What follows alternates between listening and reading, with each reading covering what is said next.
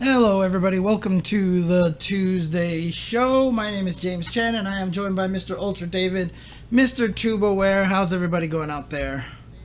I'm doing fantastically. I finally got a haircut an entire year and a half later, and I really like it, and it's cool. And also, boy, my head is so light. I can do any. My neck isn't working at all right now. This is the easiest day my neck's had in a long time.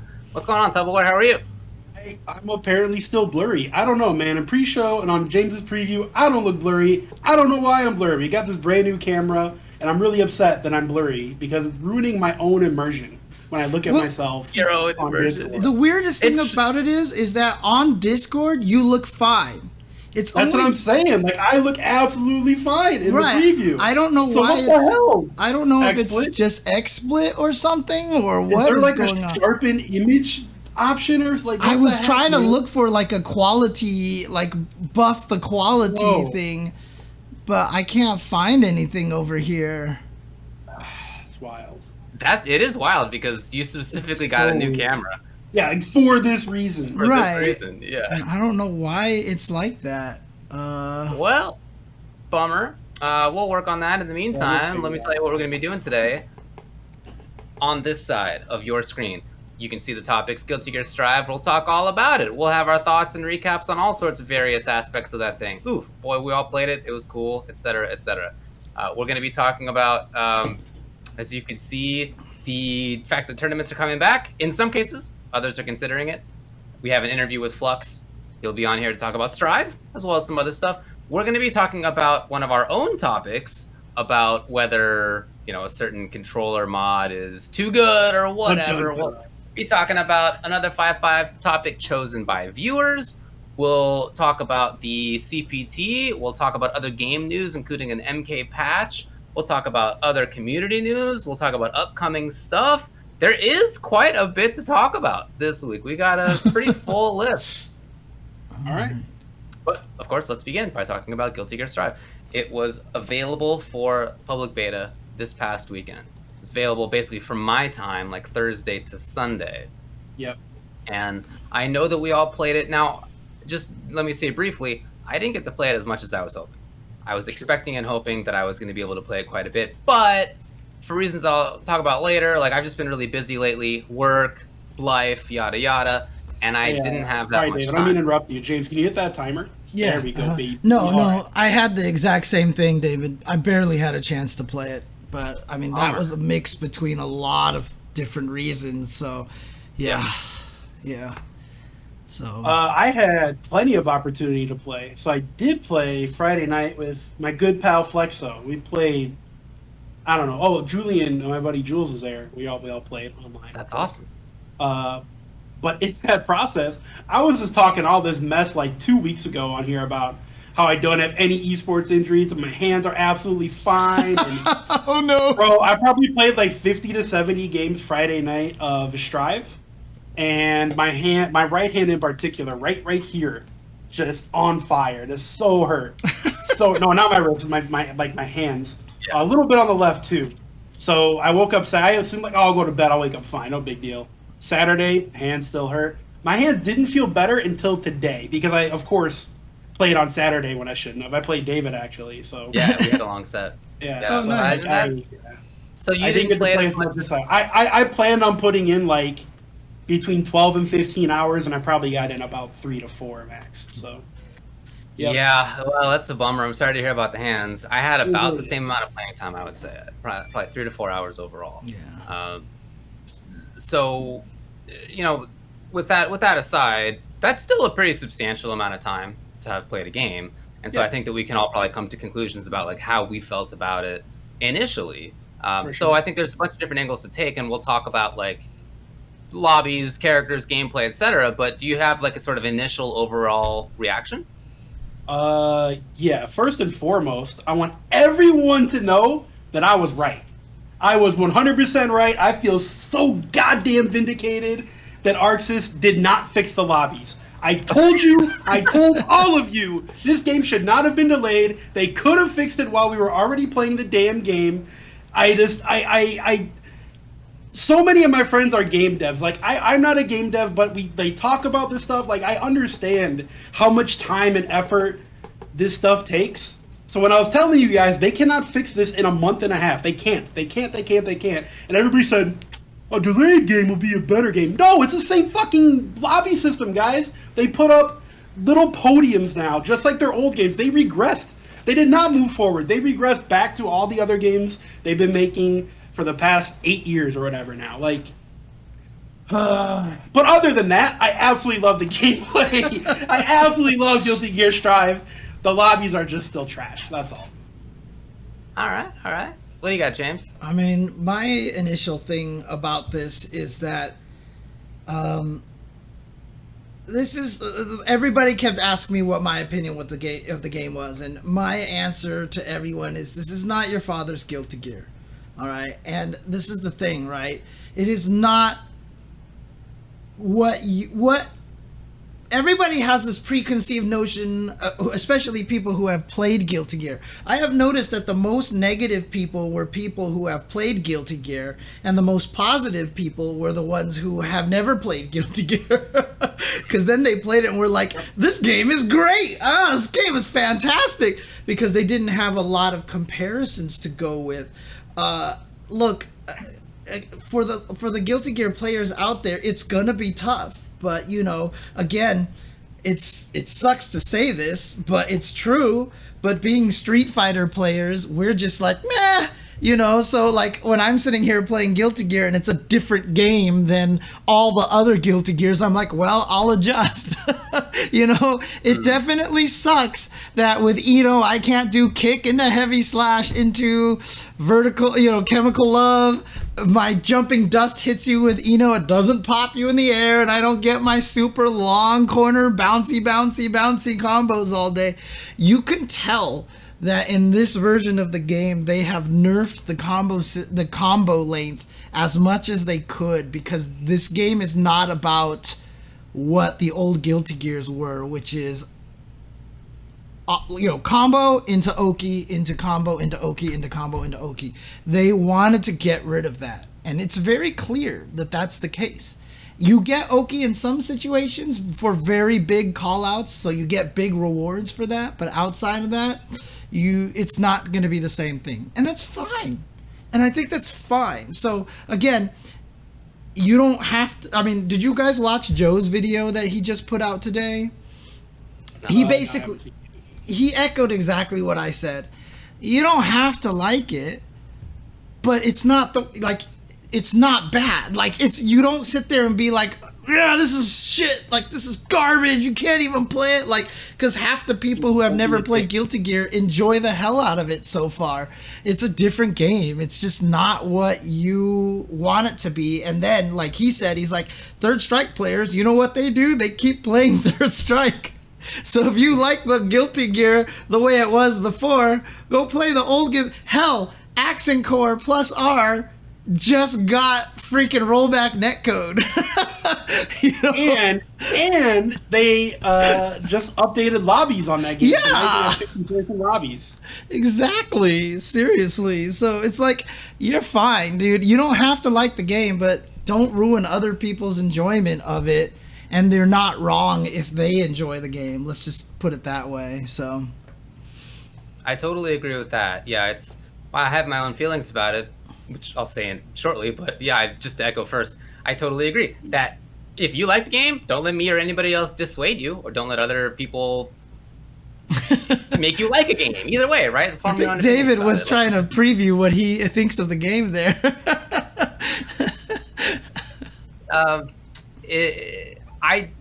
I didn't feel that it's bad. I don't have anything specifically negative to say about it, but I also didn't feel like I was terribly engaged while I was playing it. I didn't feel that there were terribly interesting decisions to make while I was playing it. I didn't feel that there was terribly strong option diversity while I was playing it. And it's obviously a gorgeous game, and the netcode, from my experience, again, was amazing. And so it's got these really big upsides. But when I think about my experience playing it, those are the two things that I think about. And I don't really think like, wow, that was so sick when I did X, or that, well, wow, when they did Y, it was so cool. Not really. And again, that's not to say that I had fun. Brock and I played. I had a good time. I played with another one of our buddies for a while. That was fun. Like, I didn't hate it. So I don't have anything specifically negative. I just the spark there of like, oh, this game is sick. I got to do more of whatever it is. I didn't really feel, and I was a little bit disappointed about that. My guess is that this may be in part related to the fact that I was playing Potemkin. I really wanted to play Axel. Like I said, I didn't have that much time, and so I just jumped in with the character that I knew a little bit more about and felt like was just easier to pick up and play. And so I played Pot, and he's just not interesting to me. I just feel like I'm bored while I'm playing. And I wish that I had played Axel, even though now in retrospect that I had played Axel, even though I probably would have gotten dunked and lost. But I think I might have enjoyed it more because he does have. You almost did play Axel. When we went to go play, you said, I want to play Axel. I said, okay. Then you forgot to switch your character because, of course, you pick your character preload. And then you said, nah, I'll just play Pot. Yeah, you had your chance, Bucko. Literally loading in, I was like, oh, I'm about to play Axel versus Brock. And then it turned out not to be. So anyway, whatever. I mean, again, I don't have any specifically negative stuff. I just didn't get ooh, this is so cool, I got to do this sort of drive that I get with some games. And with other games that I really love out already, I don't know that I'm going to end up spending a lot of time in Strive. That said, I probably will play it at least a little bit because the netcode's amazing and all of my friends are playing it. So it would be a really good way to just hang out with buddies and be like, oh, let's play a video game. And I'm probably going to lose because I'm not taking it as seriously, but it's cool. We'll just hang out and play. So anyway, that's my sort of overview of the experience. I played only Pot online. I think he's fantastic. I have so much fun playing that character. I'm happy for you. That's great. And the other thing too is it's what's really interesting to me is I feel like we're only tapping into, from all the footage that I've seen, from everybody that I've seen playing and everything like that, I really feel like we're tapping into 10%, 15% of the game right now. I know a lot of people think the game feels really simple, etc., but I just think the RC drift mechanic is too expansive, and so cool. I don't think any of us have I played hours of Eno against Olaf, my roommate. We played offline, and I didn't get a chance to do any of the cool RC drift shit that I know Anji can do because the muscle memory just wasn't there. Right now, for me, Potemkin, every time I land, 2P, 6K RC drift in the pot buster, I feel like a god, right? It's just the greatest damn feeling in the world, right? And so, but that's also because I practiced the hell out of that in the previous beta. In this one, I never got a chance to practice any of the Anji stuff, like when you do his Fujin into the hop, you can fast RC cancel that to do instant overheads, etc., etc. There's just so many options that I don't think we've explored yet. And I think the game is going to get super wild once we actually have the chance to lab it and get the muscle memory in there. Because one of the most interesting things about RC Drift, honestly, is that it's not easy. It's executionally really kind of obtuse. So that for a lot of people, it's not just oh, that's right, I have RC Drift, let's do it. And so again, also, all claims of this game being easy are highly overstated. I don't think that this game is going to be simple at all. No. For RC Drift, it's just a piano. It's really easy. If you use the dash button, sure. But I mean, using both the dash button and also the RC button, and all you got to do is literally boop. Right, but boop. To have the muscle memory to do that and do the fast cancel, that's the hardest part, because the fast cancel also makes it so that the window for fast cancel is not that big. So it's easy to miss that. And so it's actually one of the trickier things in the game, I think. Well, I think you're right that the game is going to get more complex. So my criticism of it is not that I feel like it's going to be super simple in the end. I can absolutely imagine that it's going to get cool, and maybe when it does get cool, I'll come back and play. But I'm not inspired enough to like be the guy who figures it out like I am with other games. I oftentimes like want to be the guy to be like, oh, a new game, let's find some super sick stuff. But I mean, I'm not going to do it this time. And if other people do it, cool. Like, let me know, and maybe I'll come back and play. I don't know. You said doo-doo. I've talked about this several times on here before.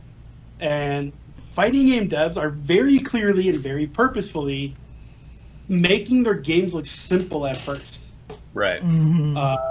They're putting in characters that aren't super advanced, maybe one or two more advanced-ish characters. Right. And they're doing that not to keep the old players, because the majority of old players are going to buy the game anyways. They're trying to bring in new players. So when those new players go, oh, this game is really cool, they're fully trained up, they're caught in the game, they're playing it online every day. And so when they drop more advanced characters, when they add more mechanics, a la Dragon Ball FighterZ, Grand Blue Versus, etc., yeah, the game is more accessible and Street Fighter V, the game is way more accessible for them because they're learning these things over time rather than dumping in all these features and all these like wild ass characters up front. They want to drag in new audience, new players, and then slowly introduce them to that stuff. And I've been doing I've been around for like 12, 13, whatever years now. Every time a new fighting game comes out, every single time it's too simple. You're right. People think they figured that shit out in a week.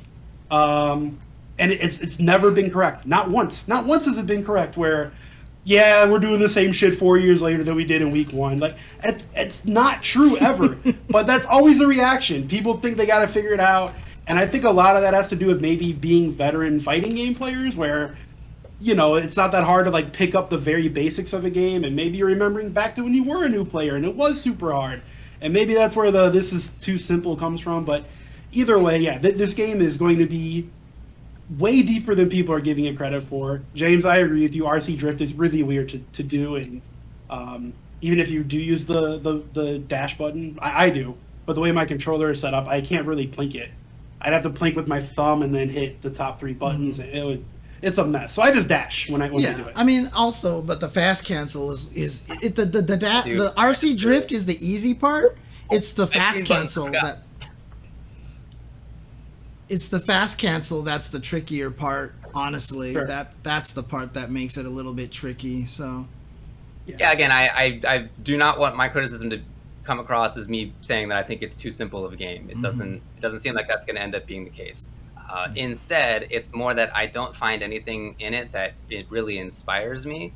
And granted that in the end game of it might be complicated and cool. Maybe I'll come back for that, but the beginning game of it is not complicated, and yeah, maybe people will make it complicated, and maybe the dev will add more complicated stuff to it as well. But I don't really want to go through that process, to be perfectly honest. Like you mentioned a bunch of games that did it. MK11 did it as well. Like the game is more complicated now than it was on launch, even though it launched fairly complicated.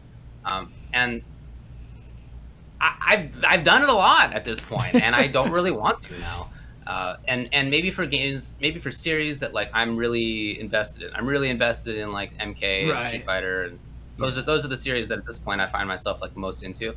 Okay, I'll stick around, and like maybe Street Fighter V becomes a good game after launching. Like, all right, and it did cool.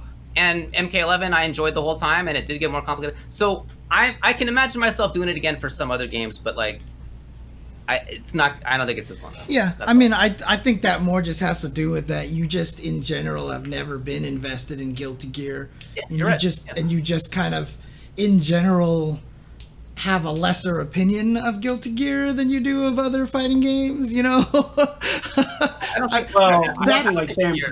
I don't want anybody to think that I think that it's like a bad series or anything. Right. David hates Guilty Gear. You heard me first. That's always the impression that I've gotten. Because I know when you feel ways about certain things, you always find your chance to like dig in that nail in there, and that's the way it's always been about Guilty Gear. I've never done that. I've absolutely done that with some stuff. I can't recall ever having done that with gear. Dude, anytime you talk about when you talk about Potemkin, every time you talk about when you talk about how every character plays the same because all they do is put a fireball on you when you get up. You've definitely better. I mean, I don't know if that's not right. Like that's also not me saying that I dislike it. Well, I'm not playing it, right? That is true. But I would not have the sort of negative, sort of caustic criticisms of it that I do of some other series, for sure. Some other games out there. While you were talking about Tubbo, the idea that every game gets more complicated. I feel like I can think of a couple that break that mold.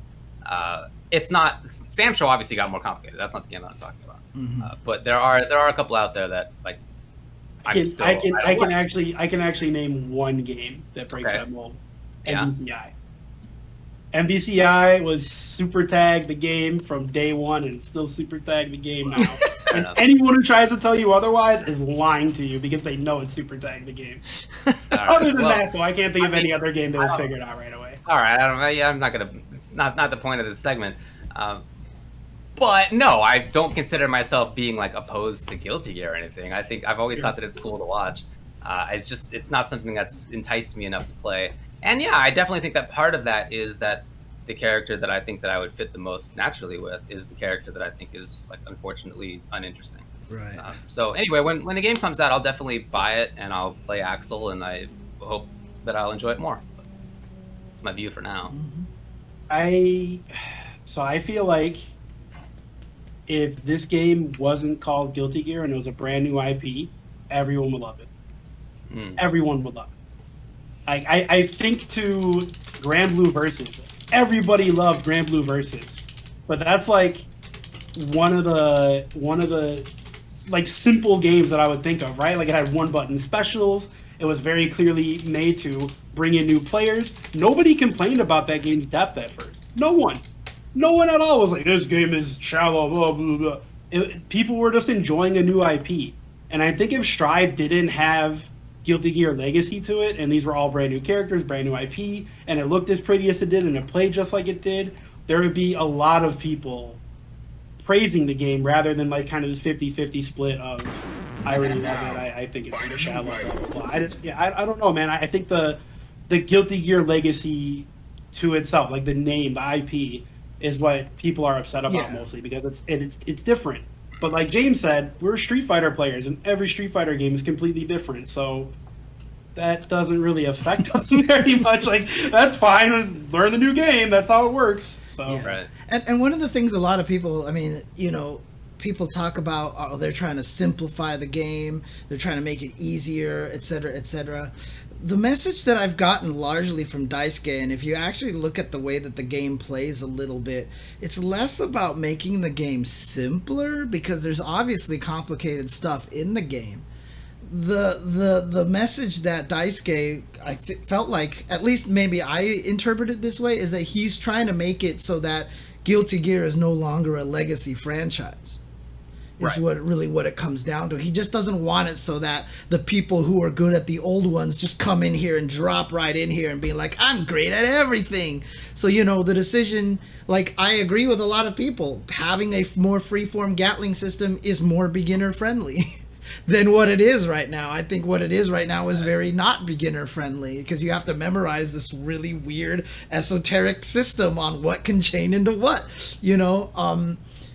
but again, that forces everybody to have to play the game differently, changing the way a lot of the characters function. So again, the game is so much less about, landing this hit and converting some crazy combo, even in this beta, more so than the previous beta, because the pushback on combos is crazier. And then they added back the gravity increase during juggles to prevent infinite, etc., etc. So I just feel like he's trying to change the way the game plays. People don't get, like, Milia's disc isn't as good of a meaty as it was before. Anji just can't butterfly everybody off of every knockdown and be like, guess what? I've got instant overhead fireball thingy or low mix up and vortex you over and over again. Like, you can tell they're trying not to have that happen in the game. And so for a lot of people, it doesn't feel like Guilty Gear, but, you know, a lot of people who are former Anji players hated Anji in this game. They're like, his kit is just garbage. He can't do anything. The number 2, I mean, like, the second highest ranked player in the ladder was Lost Soul with Anji.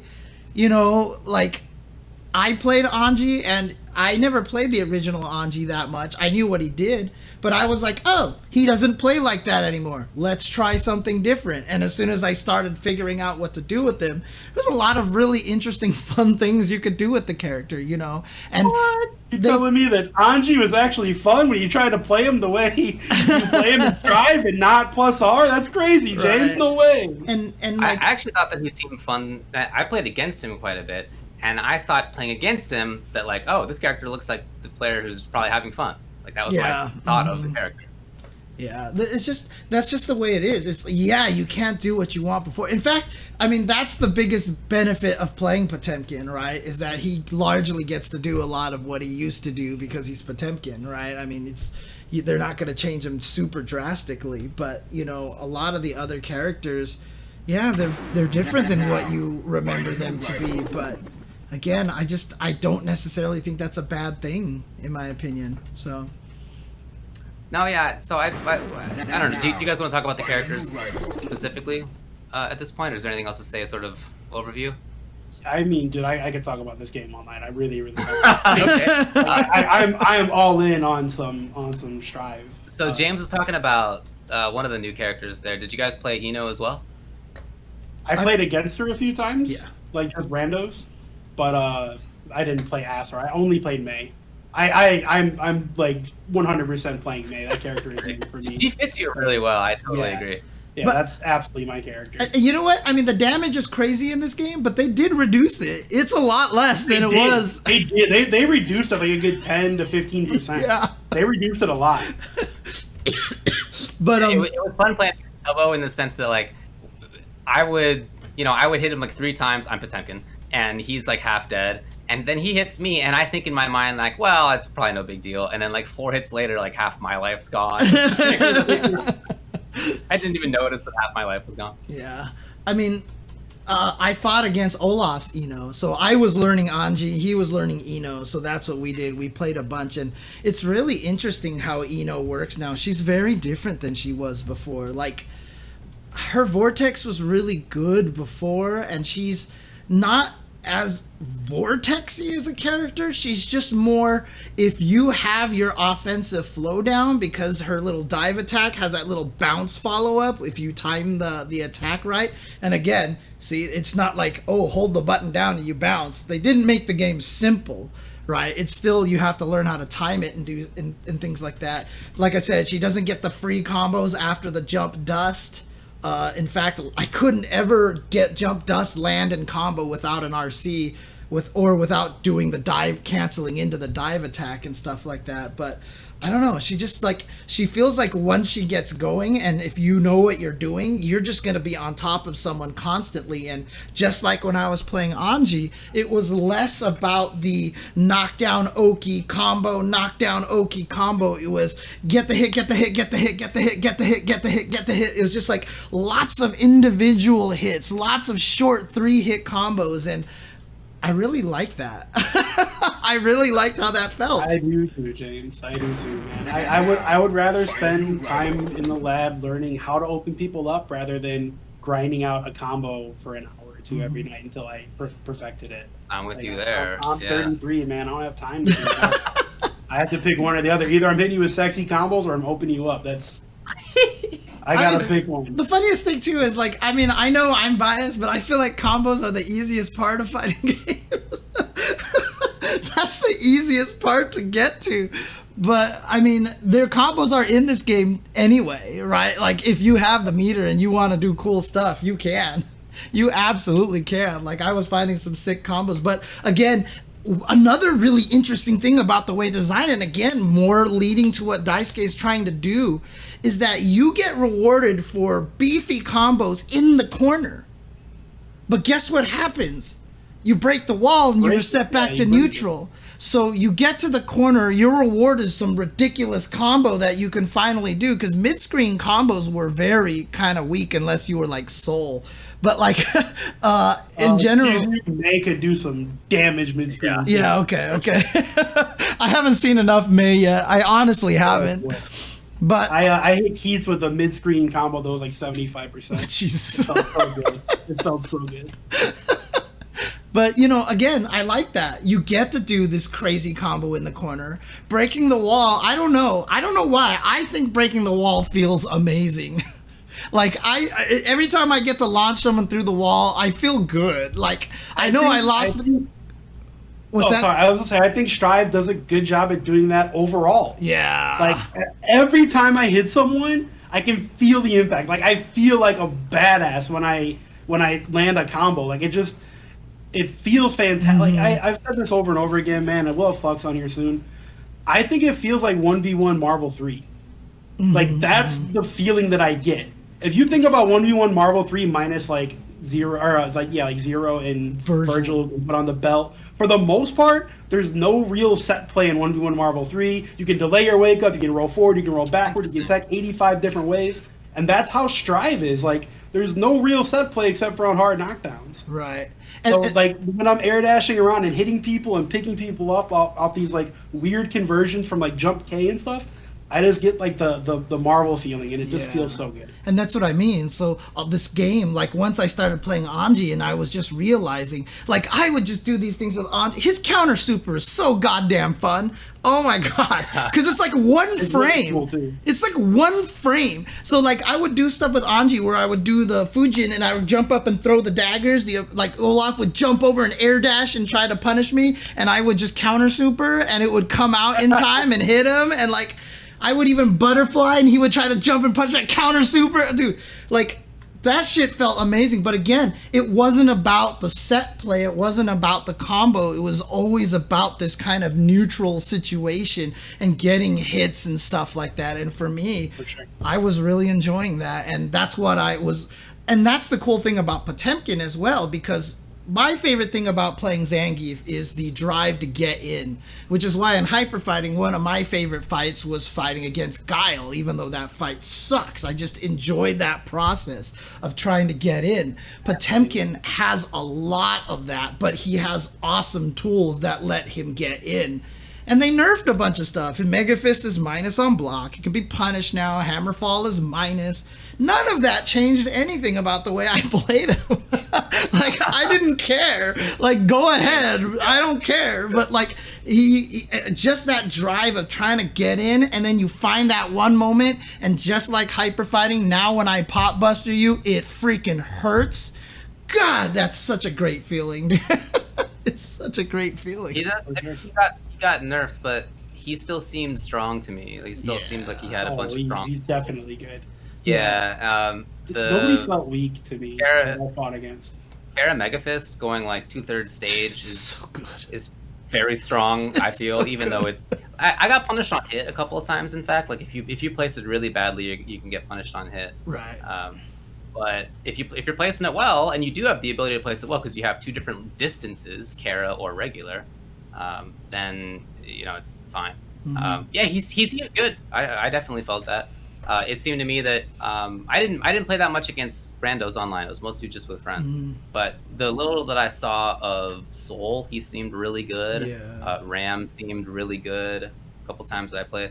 I played against Giovanna from Japan, the netcode shoutouts, who was just absolutely demolishing me. Like, the speed that he played that character at was amazing. Nice. So fast and very strong. So, I mean, it seemed to me that all the characters that I saw seemed like they had some real juice in them. Yeah, in the hour that I played online ranked before I did commentary on Saturday, was it Saturday? No, it was on Friday. In the hour that I played online ranked, I definitely went from 6th floor to 10th floor. I played a bunch in the parks as well. And I was lossless. I did not lose a single game the entire time I played. So, Man, that's another thing I wanted to talk about. I think that people's skill levels, like a lot of I don't want to say pro players, but FGC members are playing against scrubs, and they're like, this game has no depth because all I have to do is jump at this guy and he gets hit right away. And I think that was part of the problem as well. But we're past time. We can move on. We'll talk about that stuff with Flux. well, We have more here. one last question. I just want to say the only person that I lost to was this Geo player on random rank. Okay. Everybody else I spoke as well. Temkin's a real scrub killer for Yeah. sure. Okay, so last question that I have to ask. What was the score between Tubo and David? It was 15-10. David won. Good shit. I wanted to play first to 50. But my hand said no. Oh, the hands, right. I see. My hand said no. See, you knew Listen. David would be sympathetic for the hands, so you use that as the excuse. I would rather have played David and lost the first to 50 than not be able to play the first to 50 for sure. Yeah, I hear you. sure. I hear you. For sure. But yeah, David did beat me 15-10. Nice. Okay. I actually wasn't keeping track. I didn't realize. Well, it shows the score in the bottom right. Oh, I didn't even I should know. have screenshotted. I didn't think about it just Okay. for proof. I mean, but like yeah, I said- you won 15-10. That was fun. It was fun. It was fun playing with you. I played with Hero quite a long set as well, and that stuff's cool. Like I didn't dislike the game, and playing with friends in a fighting game is fun. It's just like a fun thing to do. Did you So I'm looking forward to doing that as well in the launch. Did you set up a Moobot to do the glossary thing? Yeah. That's genius. It actually wasn't my idea. That was Sajam's idea, and I saw him say it on Twitter, and I immediately set it up because that is very smart. Holy shit, I am doing that. Okay. I'm Chicago punish, baby. Yeah. All right. Okay. Cool. I guess that's it for that. We're going to be talking about Strive with Flux as well, and that's probably not going to be too long from now because we only have one topic in between. So let's get to that next one. All right. Cool. So just a little bit of news on this, and then we'll talk about it. Some offline tournaments have announced that they are returning. Here's one. Climax of Night is going to be returning November 20th to 21st. It'll be in Atlanta, and when they announced this last week, the response was immediate, and they almost just within a couple of days sold out registration. They hit their caps on all of their games super quickly. Yeah, no, that's amazing. So what they are doing now is increasing the numbers cap. So for Uni, it's going to go up to 224, Melty 116, DFCI up to 64, Melty Blood up to they're doing teams actually. They're doubling the amount of teams to 32. So they're increasing the registration, but that shows you like how popular this is. People really want to get back to it. And additionally, CEO announced that they're going to be returning December 3rd through 5th in Orlando. This was announced today. And then even further, some other events have talked about maybe coming back. Big E talked about maybe bringing NEC back this year. So in the fall and sort of beginning of winter, already a couple of tournaments are announced. Probably others are going to do the same. This is actually happening. And I also know that some people are having locals again. I saw some pictures on Twitter of people around the States who are doing locals again. And, you know, I've already met up with a couple of buddies myself to play just not official locals, not tournaments, but like we met up to play. Official locals. Yeah. Right. Yeah, it wasn't like an official tournament or whatever, but we got together to hang. So it is happening.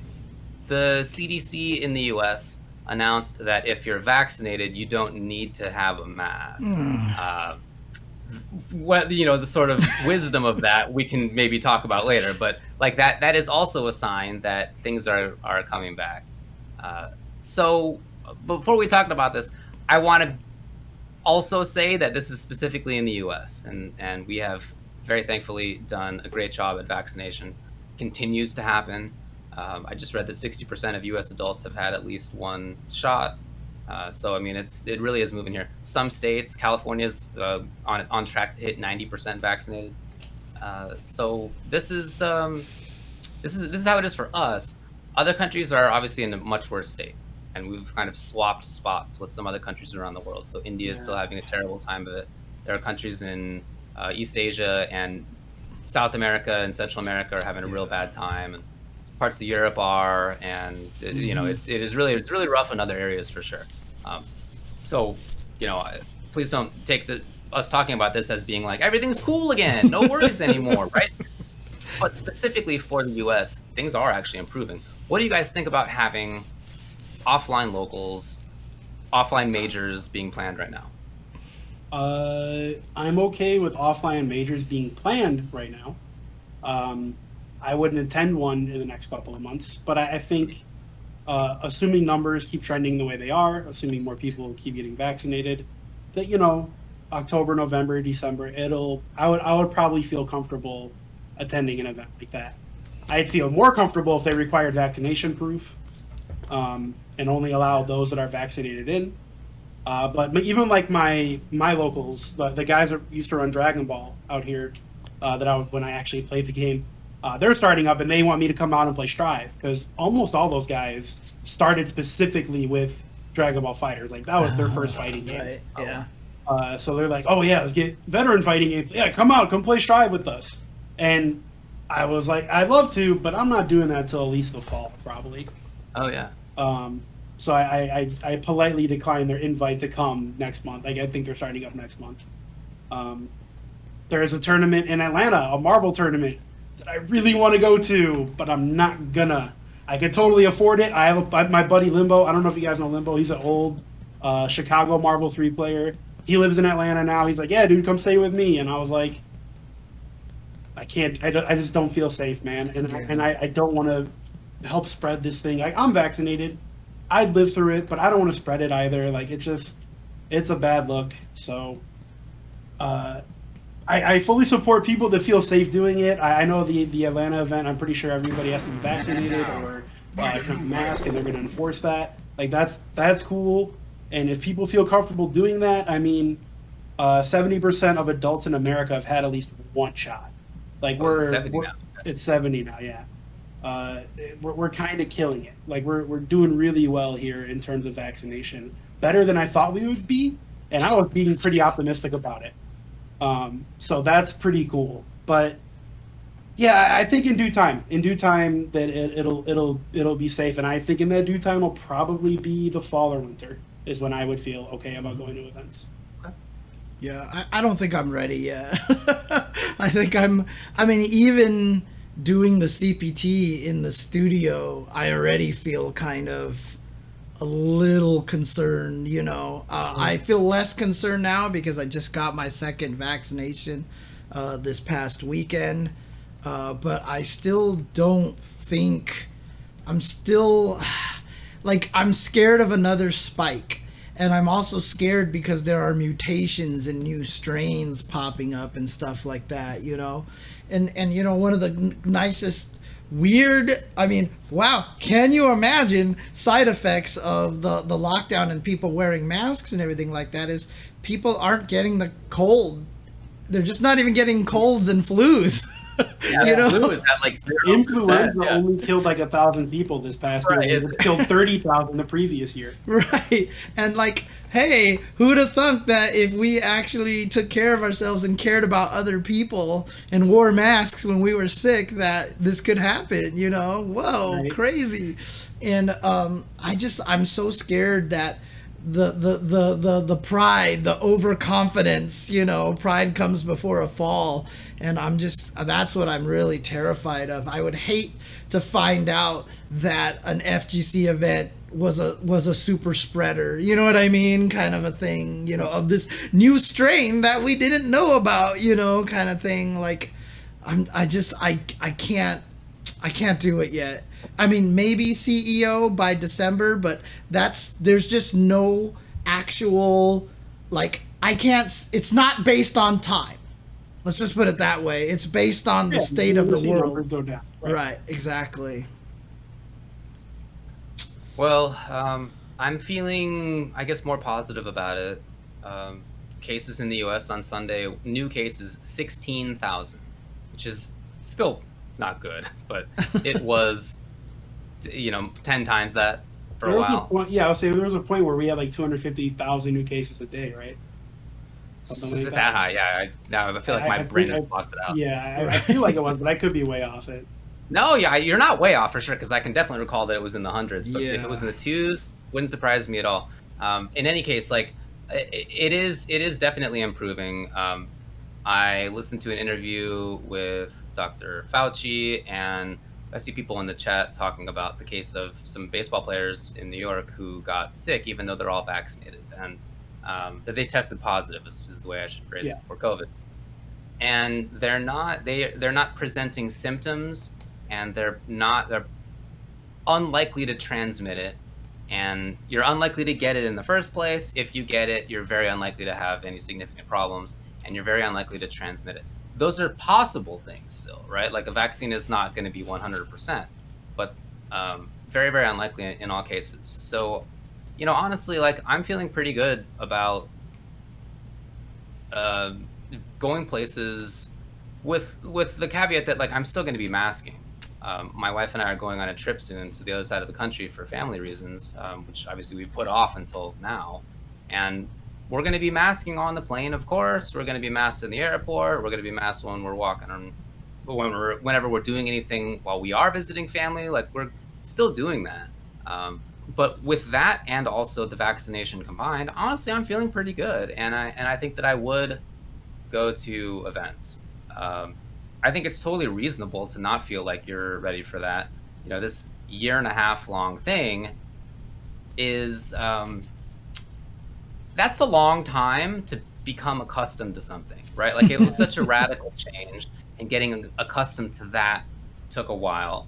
And then now, of course, it's going to take a while to feel comfortable going back to some sense of normalcy. That makes complete sense to me.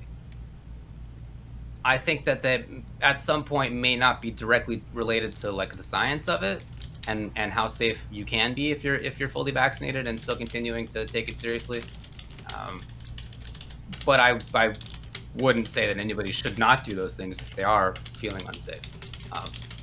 Yeah, I'm honestly feeling pretty good. Like I said, I did hang out with some friends. We played. Like we're vaccinated. We're going to be visiting family. We're still going to be masking. Like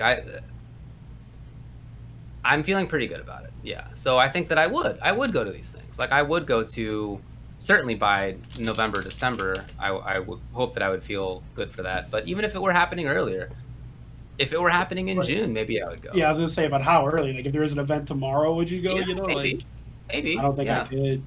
I think Yeah. it'd be too early for me. I think so. I mean, I just, like I said, I'm totally cool. I completely understand if people aren't ready for that yet. But I feel like I am. I mean, so. my problem is honestly, like, for me, I don't know if I'd have a choice. If they hired me to go, I would probably go. If it was just me going to play, then I probably wouldn't. You know James, what I mean? if someone hired you for an event and you turned it down, you and I would be fighting. I would not let you turn that down. You are going, my friend. You're vaccinated. Yeah, no, trust me. I'm vaccinated, and trust me, this past weekend was not a good weekend financially. Let's put it that way. That's what I'm saying. If you get work, you take work. But yeah. Anyway, I don't know, man. We'll see what happens soon. As far as like the masking thing, yeah, I mean, I'm prepared to accept what the CDC says that they think is scientifically advisable. I think that especially if you're somebody who has kids who can't get vaccinated yet, or if you're with people who otherwise like are immunocompromised, I think it's still important to have masks on. And kids, even although they're unlikely to get terribly sick anyway from it, just having the model of like how to act. Like I don't have kids, but I can certainly imagine a situation where like I'm not masked, my kids got to wear a mask because they haven't had the vaccination yet, and they're wondering why they have to wear the mask, and like I'm the adult, like I can't just be like, oh well, because you're not old enough. Like that's not going to be acceptable. So in other cases, I can totally imagine why it's still important to wear a mask. For my situation specifically, without kids, neither of us is immunocompromised. Yeah, I think I would do the things. I think, I mean, you mentioned like what the CDC said, and a lot of people I've seen on Twitter and social media and such said, you know, the CDC told you to mask up and that was what's safe to do. You listen to them. Why don't you listen to them now with them saying you can unmask? Yeah. And my personal thing about that is, yeah, there's it's different now because there are immunocompromised people that Right. I don't want to compromise, and et cetera, et cetera. So I feel like a lot of, in particular, anti-maskers are trying to now all of a sudden use the CDC on their side, Right. and say, well, they said you can take it off, so take it off. Which is, They said you should wear it. We don't have to listen to them. They say you Yeah, don't have to and wear now- it. You should listen to the CDC. yeah, that's There's it. And very so then, disingenuous stuff going on for so sure. then I hate masks too. I can't wait to not have to wear one in public. That's part of why I'm trying to wait before I go to events, because I really don't want to wear one. Like, I do feel like I'm being constricted to breathe when I have one on, but I do it anyways because it's the right thing to do and I'm not an asshole. You know, like, Right. and all these anti-maskers, like, I believe that some of them feel that way because I don't like having something covering my face either. I mean, But I'm it's- not an asshole. It's weird for me. Like, I get desensitized to things so fast. Like when I first got contacts, like 20 years ago, I had hard contacts, and everyone's like, "Man, hard contacts take forever to get used to." After a day, I didn't even remember I had them on. And so, like, a lot of the times I'll be wearing a mask and, you know, I'll put it on because me and my roommate will go out to grab food or whatever. And then I just have it on and I bring it back into the house instead of leaving it in his car like I usually do, because I just forget I have it on. Like, I literally just, like, it's weird. I have this weird ability to desensitize to things really fast, and I'm not sure why, but it's nice. I'll tell you that. It's bad sometimes, but it is not. I mean, like, for example, the first night I had to sleep with a CPAP mask on too. Everyone's like, it takes forever to get used to it. It took me like a day or two, and I was like, whatever. It's really weird. I don't know. It's kind of a nice thing to have. Sure. I think if this pandemic had happened in years earlier, when I was not in quite as good a situation mental health wise, I think I probably wouldn't have dealt with it as well. But I am in a better position mental health wise, and in other ways too. And I have felt sort of luckily adaptable to it. And if it's okay to go out again, I feel like I could adapt to that pretty quickly as well. Sure. But again, for people who feel like it should take longer, I completely get it. I would still wear a mask. Like if CEO does happen or whatever the tournament is, and we go there, I'll wear a mask a lot of the time. Like, not when we're eating, not not in other situations, Right. but I don't want to get sick at a major anyway. Like, that happened. I You got will sick say- at majors. Don't Yeah, you not want to that's- do that again? Like, Dude. even if it's not COVID, like, I people mean- got sick all the time. Dude, we have nicknames for illnesses at tournaments Right. for a reason. There's the SCRs and the Ebola virus, and like, dude, we have nicknames for them because it happens all the time. If we just came into those events and we were all wearing masks, even without a lockdown or a pandemic, that just wouldn't happen. You know? Well, I think I'll do that. In the future. Mhm. And I hope people will be cool with that. I hope other people will do the I same don't if think they're anybody feeling would like care, man. Yeah. But I will say that I am, like, personally, since we're on the topic still and we're already running over a bit, I am actually going to eat in a restaurant for the first time since January 2020 this Saturday. High five. That's what I'm Yeah. talking about. So that'll be cool. D-spot, baby! Yeah. I'm ready for Amazing. wings. I mean, We did that a couple weeks ago, and we were giggling like schoolgirls the whole time.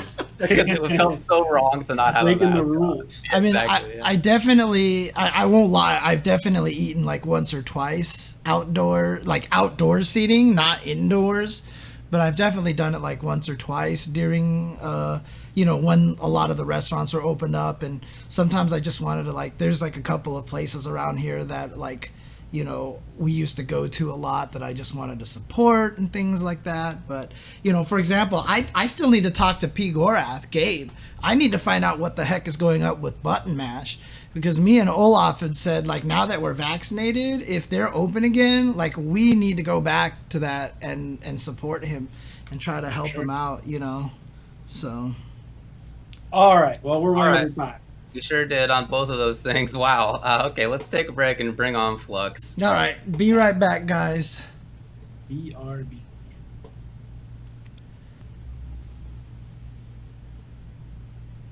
Oh, shoot. I have to come back straight to the interview because that's how that works now. What's up, everybody? Welcome back to the Ultrachen TV Tuesday show. We have our guest today, special guest today. You can see right below me is Mr. Flux. You can find him on Twitter. It looks like he's Mr. Javits on my screen. Oh, my goodness. You're right. I'm Javits. Oh, Javits, shoot. tell us about your Street Fighter V tech, Javits.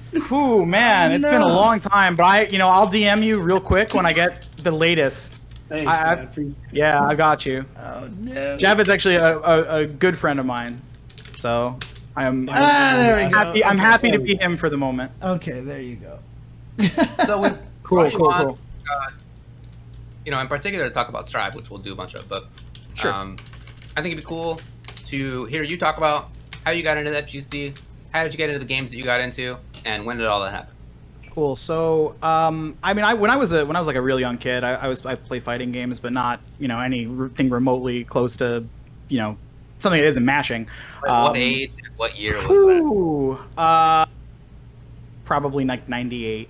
I had to have been maybe 9 years old. Wow. Super young. Baby? Say again? Were you born in the 80s? Yes.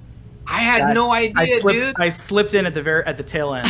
Oh wow. 89. Flux and I are about the same age. Yeah. 89. Okay, Yeah. all right, sick. I didn't We're realize. part of the So, best generation. The first, I think the first game I ever played was actually Marvel Superheroes.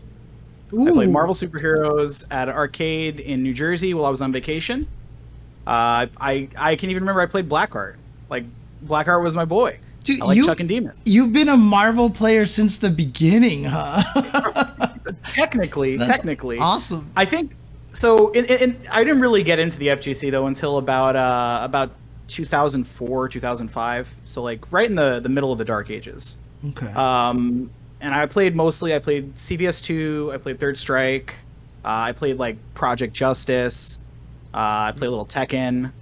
But mostly CVS2 and Third Strike. And I would play at like random arcades, like bodegas. We actually had console arcades where I lived. So they had all the consoles set up. You'd pay per hour. People would play. So it was kind of cool. We had that plus arcade machines. And then I started playing, better and better people, and they just started beating me up. And I tried to I gotta figure out I don't like losing, so I'm not trying to do that forever. So let's get better, and we work on it. And then I think the big turning point is I went to CF when I was in high school. Of course. A couple of my buddies brought me. Yep, Chinatown Fair. They're like, this is the place for fighting games. You come here, you'll get better. And so I went there, and I got the crap kicked out of me every day for years. Well, not every day, but a couple days a week. God, how many guests have we had on this show that have said that their origin story basically came from Chinatown Fair, dude? I mean, I like bringing Marvel players on the show, and a lot of those guys played it. Oh, that's true. It's true. Abbott's last week we had on the show. So, Yeah. Oh wow. Yeah. So then I went to college, right? So I went to college in upstate New York. And this was right about the time, that Street Fighter 4 was coming out. And I definitely taken a little bit of a break for 2 years of college while I was, getting adjusted to the new life, living on your own. And then Street Fighter 4 came out, and I'm like, oh no, this is the one. Like, it blew up. Everyone was going crazy on it. My favorite character in CVS2 was Sagat, so I was loving life. Sagat super cheap, super cheap. Right. I went to the GameStop tournament when it first came out. I won my regional GameStop tournament, and I had to go back home for vacation. Right. So when I come back home for vacation, I end up going to the New York big regional tournament that Justin Wong ended up winning and eventually qualifying for nationals at. And I played a few people there. I made it maybe 3 or 4 rounds in, and then it got washed. But I met people, started getting a little more into the scene there, kept playing 4, through Super into probably AE. I stopped playing AE pretty much by the time AE came out. I was a jury player when Super came out, and then in AE she was pretty painful. So I switched to Yun, like any self-respecting person would. Of course. And I mean, the biggest problem with Yun though is he had trouble getting in, right? I mean, that's just. yeah. Just like Giovanna, but we'll get there. Right. So I went to ECT 3. I think was the first ECT I went to. It was the first tournament, first major I went to of any like scale. And I got the crap kicked out of me. I think it was the one before Marvel 3 came out. But I was looking forward to Marvel 3 like pretty heavily. Got into Marvel 3 and I'm like, oh wow, this is a whole new thing. And I think the moment that clicked for me was when I was sitting in the lab and I was playing Wesker and I hadn't done anything for 3 hours except move around the screen. Yep. Oh, that's cool. I just didn't want to do anything because I was just like, oh my god, I can pick up the pace, I can go so fast, like oh man, this is so sick. And then I went to casuals the next week and I'm destroying everybody, right? And I'm just like, whoa, like I learned how to play this game, like this is sick. And then got caught with the bug, like we keep pushing the game forward and the game started moving forward and you have to keep up with it. Went back to New York, started playing the New York players, got the crap kicked out of me again because that's how it always seems to be, right? And then the real turning point to when I thought it was something that I wanted to do beyond just just casually playing and getting at a reasonable level, when I wanted to start being really competitive, is I was invited to go to Bums for a casual session. And the way that everyone was thinking about the game and talking about the game, it was entirely outside of any experience I had at that point. Like people were so worried about like risk reward, like proper play, making good decisions, and I'm just like, oh, like yeah, these guys get it. This is it. This is how we need to play, right? Yeah. And then just went off from there. Like had all those years of playing Marvel 3, competing around the country, even foreign. Like I had a great time doing it too. And then over time, I branched out in other games. I learned how to play Under Night, learned how to play Blaze Blue. Blaze Blue was a game I had always had like a lot of interest in, just because of the character designs. I thought the character designs were super cool. I'm like an anime nerd, so those they're super anime. It's super over the top. So that was definitely my lane. I started competing in that, getting good at that game. All of a sudden now I was like, oh, like I'm going to tournaments and I'm playing like 3 or 4 games at a time. Like this is a lot. This is a lot. This is fun, man. And doing well, right? Doing moderately okay. I made top 8s in the other games. But that to me, that the competition is what drives the games for me, I think, more than anything else. I'm really competitive as a person. I love to compete. And I love to get better at almost anything I do. And one thing I just want to slide in here really quick is if you are a fighting game player and the first time, and this is why we tell people to go to majors or go to your locals, but the first time you have that deep conversation with like 5 other people about strategy and they're joking but then they're just spitting facts and just like the most amazing tech, and you're just sitting there like you look like the guy in that meme where you're just like, oh, I mean seriously, it's one of the best feelings. You're doing the real life Pikachu face meme. Yeah. it is another. You cannot believe that people are thinking about this video game in such a nuanced way. Mm-hmm. Absolutely. So when you talk about how when Marvel came out, that was sort of a big thing for you. What in particular was it about the Marvel series, and sort of what do you look for in other games that you end up playing? What draws you to them? Sure. So Marvel, what did it for me in Marvel was that it felt like you as a player, like your player attributes were a really big part of how you developed in the game. Mm-hmm. And it because the character diversity is so wide and characters are really strong and they have really strong and divergent game plans, you can choose how you want to play the game and you can choose how you want to develop as a player, what you want to work on, what you want to become strong at. And all of the stuff that you're doing, the nice thing about Marvel, and the thing that everyone almost across the board, especially Marvel 3, is that everyone had their own stuff. Like everyone had their own team, their own like unique things. Even if they played the same team as other people, they played it differently. They had their own pet mix-ups, pet combos. They just moved differently. You could tell who was playing the game without needing to have a name over the the title of the screen. And that's, to me, that's so cool. And I always look for that in games. I always look for players being able to put their own unique spin on a character, on characters that they're playing. Just gonna be able to show off their own player abilities. Just gonna say two words. Any of that better myself. Clockwork. I'm legitimately on the verge of tears. Dude, I love Marvel so much, and hearing anyone else love it the way I do is just man. I love Marvel. Anyways, continue on. Good stuff. No, that's that good stuff, man. That's the truth. And yeah. I mean, that's it. So I'm always looking for something like that when I'm picking up a new game. Okay. Well, any other questions from the rest of you all about like pre-Strive stuff before we hop into that? Yeah. Real quick. Sure. Coach Steve is one of my really close friends. Oh boy. Oh no. Can you tell us what happened? What the beef? The old school beef of Flux and Coach Steve. Tell us the story. Well, you see, so here's what it is. We had run into each other in tournament a bunch, and like it was funny because whenever it was like smaller locals, I would win, right? Like I would beat him. I really didn't think too much about it.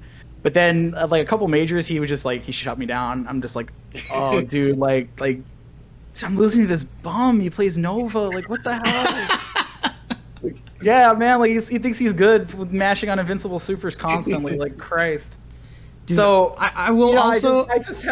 We had to get that off my chest a little bit. We played. The big thing was we played a first 100 at the house, and like it was. I don't know if you guys. I'm sure you guys have played sets like this, where we're playing the set and like you can feel the killing intent from the other person. Like nobody, like we were playing for like 6 hours and no one synced a damn thing. No one synced anything. Like just dead silence, like or occasional like scoffing laugh. Right? Like, yeah. Like, wow, you really did that, dude? Like what the hell? Right? So it was all driven on that, and then we started off on Twitter, and away we go. Because that's how it goes on Twitter. Things get taken way out of hand. Yep. Because everybody eggs it on too, right? Oh yeah. And things back then, especially, that was the wild west. People just wanted to see blood. People want to see blood. That's all. Man, so, I had to kind of hold back on Twitter with all this Street Fighter V beef going on. Because I'm like, this is baby shit. Like, you guys would not have lived through Marvel 3 or Marvel 2. Stop it. Well, so the thing is I think with Marvel also is that because of what I explained before, because the play is so much about you putting yourself into the character and playing the way you want to play and developing your own stuff. When someone beats you, they really beat you. Like it isn't like they outplayed you in the match, like they beat you in a matchup or something. It's like, no, I beat you. I know you better, and I beat you. I am better than you. So it's like it's very much. Oh yeah, it gets the blood flowing. Like really. I'll tell you this. I just want to say one thing. I can't remember if it was Olaf, my roommate, but I definitely remember talking to somebody else who hated Nova's air throw so much because you bounce for like 10 years or something. You have like 10. So I think a lot of people felt that moment. I mean, people are talking about it in the chat already. So yeah, I think we all felt that moment. I already know as long as I live, I'm not getting away from that GIF. So like at this point now, it's just funny. It's too good. It's too good. Like it's hilarious. Yeah, I have to. You look back on it, you laugh. It's like, damn, I was furious in the moment though. Yeah, I'm sure you were. Yeah. I was heated. All right, well, we talked enough about Marvel. Some Guilty Gear. Flux. Guilty Gear. Oh man, I like this game a lot. Yeah, same. I like this game a lot. It it has. So I think the best way I can describe it for me at least is that it is a Guilty Gear, but it's a Guilty Gear game that they are deliberately making like a modern fighting game. Yeah. The situation. One of the things I classify like the classic fighting games versus modern fighting games a lot of times, in my mind at least, is the situation of pressuring for minus frames, and that blind situation is forced on you. It feels like a lot more in modern fighting games, like the Street Fighter V -2 situation, right? Or MKX or MK following a down poke, right? Like what happens in those situations is kind of blind, and you are encouraged to choose. And your choice may be kind of blind, and you will deal with some of the options, but you can't cover all of them.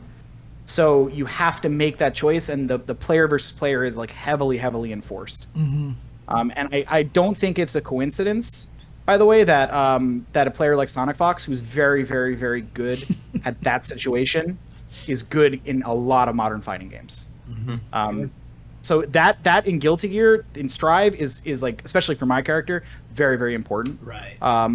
A lot of it is about turns, and how am I going to prolong my turn? Am I willing to take extra turns? Whereas in past Guilty Gear games, it was more like, well, I have knocked you down. It is my turn.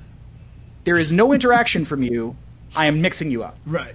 Right. Like, it is my turn. I will propagate my BS on you right now. Right.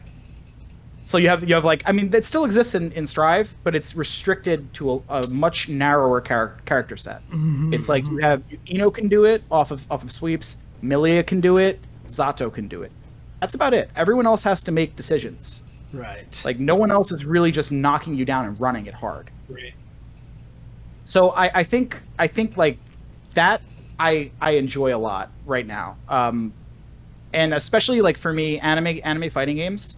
For me, it's very much a thing where I need in an air dasher, I need a character that I can connect with, and that the play style and the graphic style, the art style, everything works for me. So like Yes. I had it in BlazBlue. I had New 13. I love that character. She is this may surprise you. She is my favorite character in any fighting game, much more than any like the Zero or Virgil or anything. That That me at all, man. She's is sick. my one. That is my She's one, cool. right? But I never had that in Guilty Gear, not really. I always was like searching, especially in Exert. I was like, I don't really know who I want to play. Like, I don't have something. But now I feel like I have something, and so I'm exploring the game a lot deeper, and I'm understanding a lot. I was also lucky this beta. My character was left mostly intact, so I got to spend a lot more time looking at system and thinking about the way the game. I know who your character is, but you haven't mentioned it. Right. Yeah. I just wanted to make sure. Yeah. Giovanna. Giovanna. I played Giovanna, yes. Now, it's interesting because I remember in the first beta, I didn't think she was very strong. Do you feel like she got better? But you said she didn't change that much, huh? That character. So I've been doing my best. I really don't want her to get nerfed.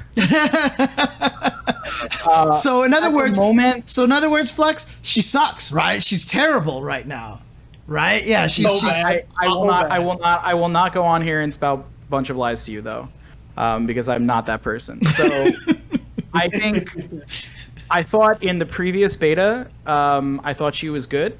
I thought she had some clear weaknesses. In this beta, they did a couple of changes. So they slowed down her spiral arrow, but they made it more plus. So it is 1 frame more plus. So it's +2 now. And in the universal changes to anti-airs, her DP flip kick was actually also buffed. It is low profile earlier, so you can anti-air more reliably. Those two changes, like that, in my mind, she's like tied with Ino for third. I think. Dang. I think she's extremely strong. Okay. Yeah, I was just saying because- this earlier. Yeah, go on. So her anti-air, most characters in this game, their anti-air returns are pretty low. Like if you 6p somebody, you're gonna get like one special maybe. You're gonna get knocked down. You get to do something. If you anti-air someone with 623S with her DP, you are taking like 40% into a hard knockdown. Like it is serious. In the corner, she breaks the wall off of it. You take 50.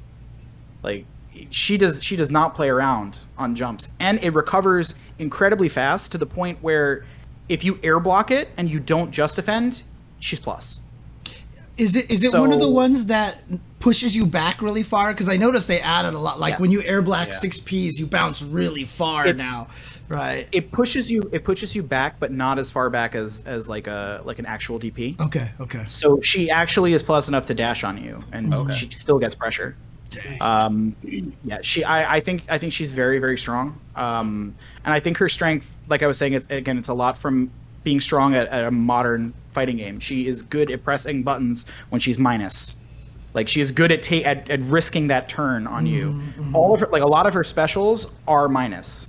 But it feels like you can't push a button because she has that situation. Her main special that she uses to enforce moves is her roundhouse kick, and it is -3 or 3 or 4, either one. I'm not sure. And you can't push a button because you're too far spaced. Right. If you hit a jab, it's a spacing trap, and she's very, very good at enforcing this. So it becomes like, okay, well, I don't want to hit this button against 2 and 4S. Okay, now she takes another turn. So, well, I can't allow that. So I have to use a bigger button to make her block. Well, now she enforces it. So, like round and round we go. Right. And she's very, very good at doing this. Then when you set that expectation on people, to respect that frame trap with 2 and 4, you get to start just spiral arrowing in their face, and now you're +2 in their face. Honestly, James, I'm surprised you don't play this character. Like I said, I tried a little bit the first time. I couldn't get used to her at first, and I was just having too much fun with Potemkin, gorilling my way around everywhere. So, but I'm just like, dude, for James, this is perfect. You don't even need to hit confirm the spiral arrow. You just do it on block. Yeah, I mean, honestly, a pressure character like that sounds like something. I don't know if compliment or not. I mean, honestly, though, having a character with high pressure like that is definitely appealing. So I might look into it again. So. I was saying earlier when we were talking about Strive in general that I played against a player from Japan, or at least who had Japanese name, and they were doing exactly the stuff that you're talking about right now, like setting up that spacing trap and me like, can I press it? But we played a bunch of games together, and we kind of like explored it a little bit, and that was really strong. Whenever I got hit as Potemkin, I felt like I was taking 30 to 40% every time, and it was just like the speed. I couldn't whiff anything. She's coming in there with whatever the move is, spiral arrow, I guess, on whiff punish for Potemkin because his buttons are so big. It was actually really hard. I mean, the player was super good, better than me, but like it was also just seemed really strong for a character option too. For a character of her like type, of like an infighter type of character, to be fast, able to set up that type of trap, able to whiff punish you reliably, and do a lot of damage is like pretty uncommon. So I think the character is definitely one of the strongest characters in the beta. The kickity kick normal. I don't know what it is for her. You know, I'm talking about, is it slash? That was really important for whiff punishing for that guy. Like he was doing it constantly. Yeah. I mean, like I said, I'll definitely look into Giovanna some more. But I mean, again, it's probably just because I love Guilty Gear so much, but like I want to play everybody in this game. It's crazy like how much I want to just like play every character. Like I was having fun with Anji. I still want to play Nagoriyuki. Nagoriyuki changed a lot, by the way. He's so interesting now. I'm not sure if I like him, but we'll see. But like I said, there's just like every character I want to play in this game. I don't know. It's just the game is so. Like I said, there's just something about the way Guilty Gear plays, the way it feels, and we talked a little bit about this last week, and what you said about Marvel, how it just feels like everybody can really express themselves is how I feel about this game, Yeah, so I think what one of the things in the game that is going to change a little bit over time is people's RC usage. Yeah, so sure. So most people right now are mostly leaning on RC for special RC, like use it for hit confirm or use it like sometimes for mix ups. But fast RC is going to be the way. Like I didn't figure this out until like very late in the beta. But Giovanna has a hop kick, right? So you can do the hop kick and you fast RC and it's a 50-50. Yep. Like totally unstable mix up. Like. And I'm just like, whoa, like this is crazy. Yep. Okay. And then something else. So I had the opportunity to actually play offline, which is something I know a lot of people have not. Actually, I would say probably I would guess I've probably played the game more than most people offline, because I played it at Arc Revo, I played it at Frosty Faustings, and I played 2 sessions, 1 in each beta. Wow. So offline, I played with Li Joe, Marvisto, and Moons, right? And the games were changing a lot the longer we played. Like, we were probably like 6 hours, 7 hours into the session, and the games were entirely they were unrecognizable versus where we were at the beginning, because we were using RC in an entirely different light. Yeah. Like, people started using, like, I would start using RC to force whiffs on people. Like, I would step into their range and then like blue RC backwards, and so it slows them down, and if they hit a button, I can whiff punish them. Yeah. So like, there's a lot of room for experimentation there, and a lot of room for creative use of meter. And I think that's one of the things. One of the criticisms I hear a lot about the game is that it is not very. It does not appear to be very deep. And I think that's kind of unjustified. Like, we've only been playing the game for maybe 6 days. It's day minus 30 or whatever. Yeah. Like, it doesn't even release for 3 more weeks. Yeah. It's very unreasonable to make that type of statement. But honestly, like, we as a community, one of the things I think we can do better at is being less quick to judge on games. Thank you. Like, we are very, very good now because of the internet. We're very good at figuring games out. We've gotten so good at it. Like, we will figure a game out probably like within a month or two, where something would take years, right? And when we make these judgments on games that are not even finished, like, this game is not out, and people are making these crazy judgment calls. It is too early. You have to give the game time to breathe. You have to give it time to breathe. Yeah, and I mean, realistically, it's probably not going to be finished for 3 years. Arxis is going to invest in this game. They're going to keep adding stuff and mechanics and characters and blah blah blah. If you look at where Dragon Ball was, I was just about to mention DBFZ. Yeah. 100%. And then you look at even a year later, entirely different game, and then a year after that, entirely different game. Like, these things will evolve. I mean, and you need to give it time to make it there. Now, whether you want to go on that journey with the game the whole time, that's up to you, right? But it is not fair to make make absolute statements on the game for anything, before we've had any time to explore it. I feel like that. I said this earlier when we were talking about earlier. I feel like RC Drift is good at. I felt like we were using maybe 10% of what RC Drift can do, and part of me almost wants to make it so that RC Drift costs less meters so we can spam it more. But then part of me is like, that would probably be a little too crazy. So I talked with Joe about this. We were like, dude, it would be so sick if we had like 3 bars. Like, if one bar was an RC, like, that would be dope. But then on the other hand, like, well, I'm like, you're yes, but at the same time, like, that means every single time I get a close slash, more than likely I'm gonna 50-50. Yep. Like, like that also is crazy. So, like, there's a balance there. I think especially in Strive, how you use your meter is really, really important, and it needs to be really, like, I think it's okay for it to cost 50 because of how good all the options are. Exactly. That's exactly what I meant. It would be cool, but at the same time, it wouldn't be cool. I've had that thought too, that 3 bars would be fun.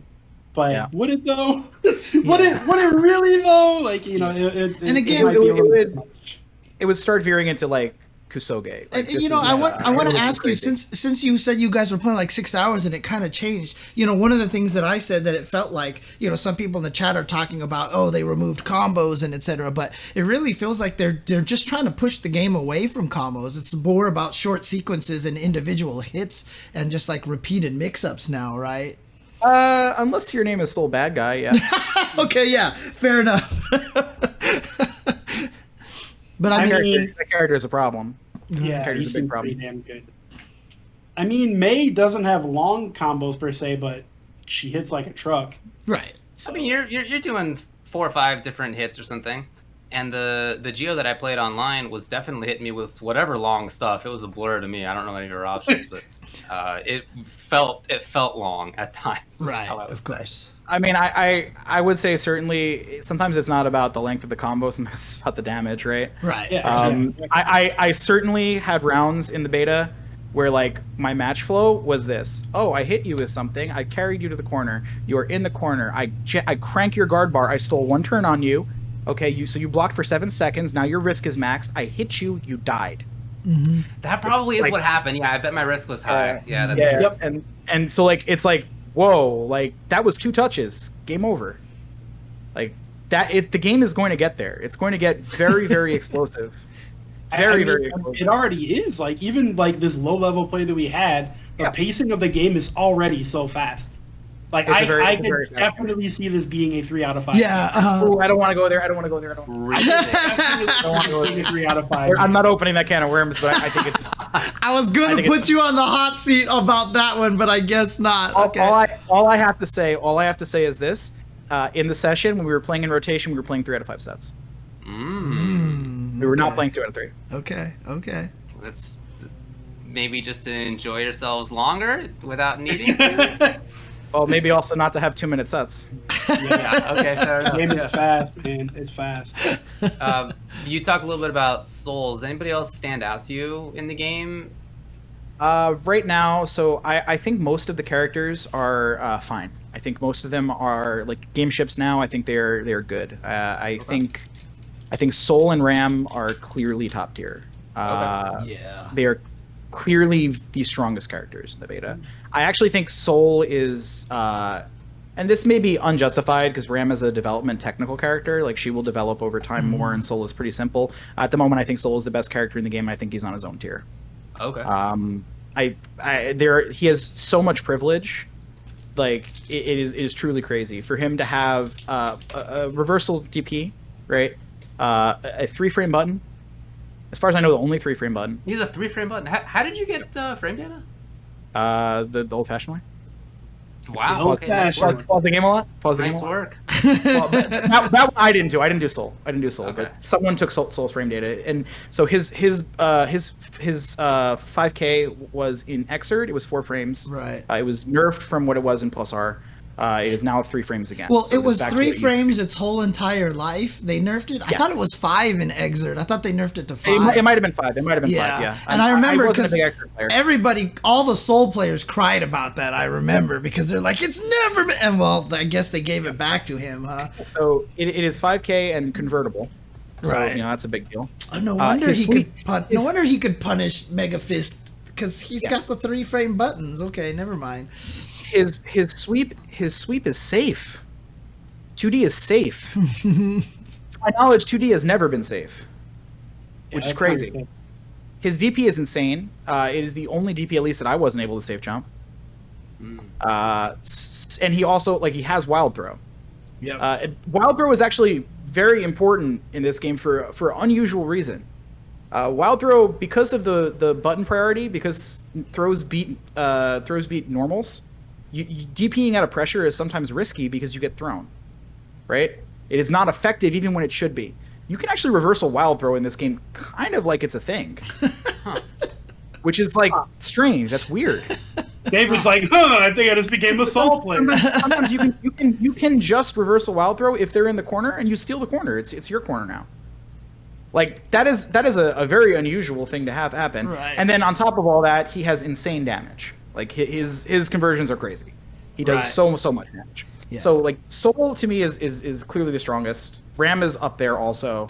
Eno, I think the next tier down is Eno, Giovanna, and then 2 characters. I don't know if this May also. And I'm kind of going on a limb here because I don't know how they're going to develop, but I think Milia and Zato will end up there.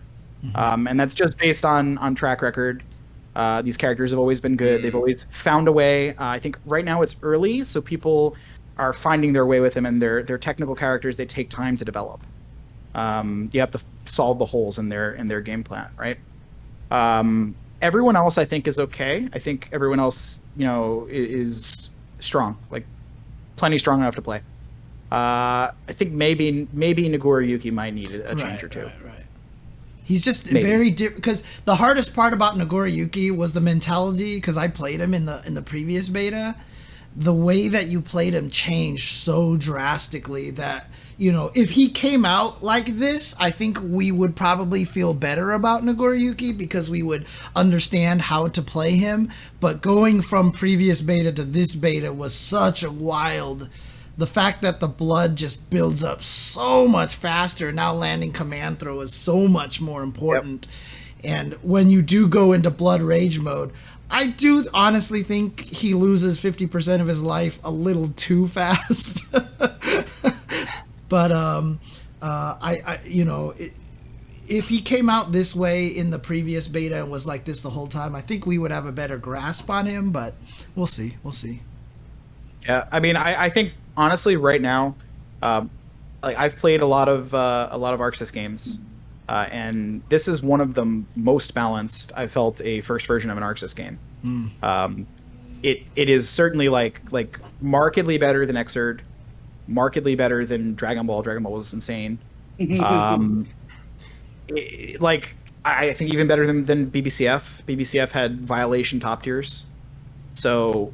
We'll see. We'll see how how the game continues to develop. But I think it's right now the game is for me in a good place balance wise. Cool, man. Cool.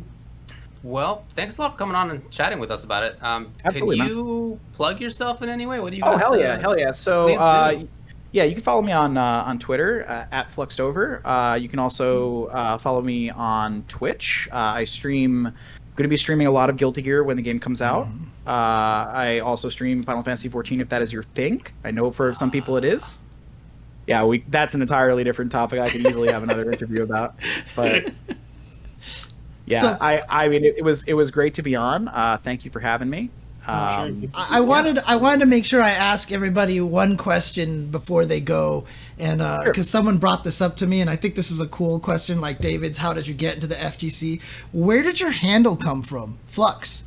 Oh wow, that's a good one. That's a good one. Yeah. So I went to college at RIT, right? So it's a big engineering school, and we're all a bunch of nerds. And so the people I was playing with, because I didn't really have a handle before Street Fighter 4, not really, right? So we were all a bunch of nerds. I played Magneto, right?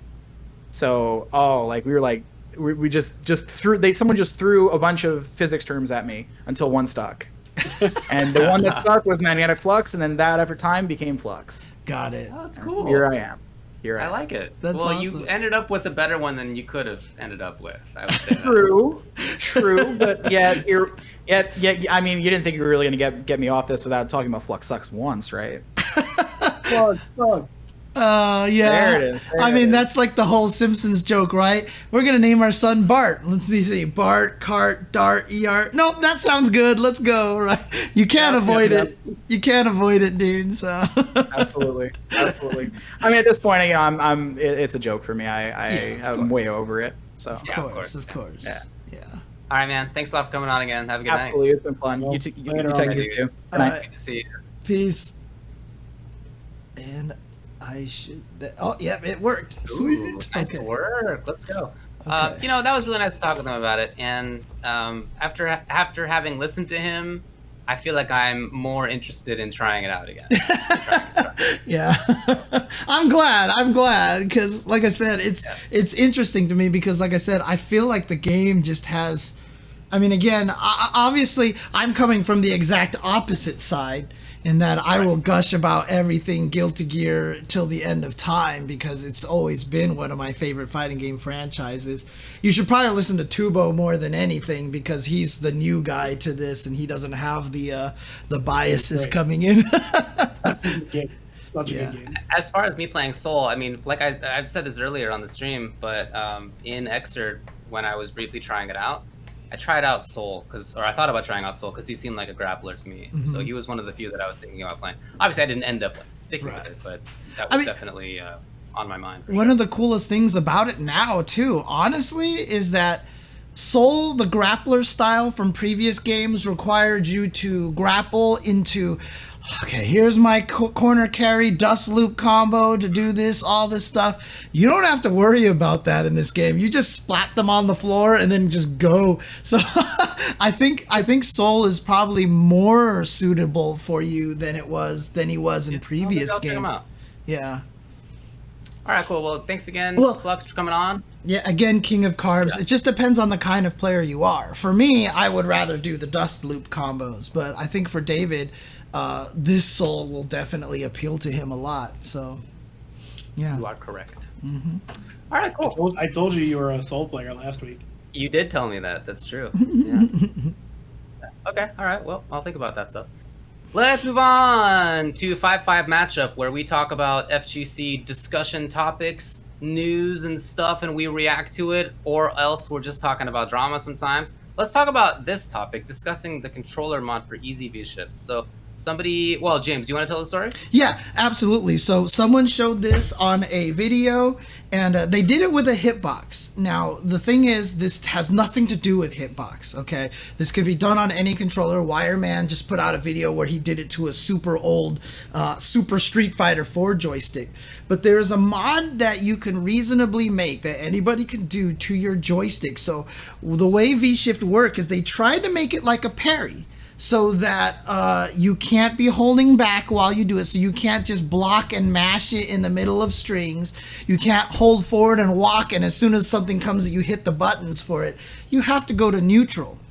So what someone cleverly figured out is that the way SOCD cleaning works is that if you push both left and right, instead of one taking a priority, it equals neutral, right? So what... Sure. Someone decided to do was wire the two buttons, medium kick, heavy punch, left and right, to a single button.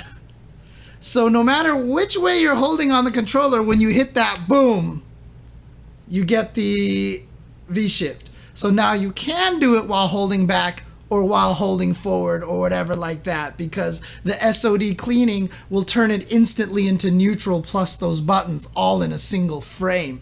So this is something that's being discussed right now, and I was talking about it with who it was. It was John, John Shendo, and as well as Arturo Sanchez a little bit about this. But Arturo was saying like, great, now we're getting to the point where we have to test everybody's joysticks before top 8, et cetera, and everything like that. And I guess my question is, what do you guys think we should do about this, or do you even think we should just do nothing? Well, traditionally, that would be considered a macro, and traditionally, by Evo standards, which is what every tournament has gone by, you cannot program a single button to a macro.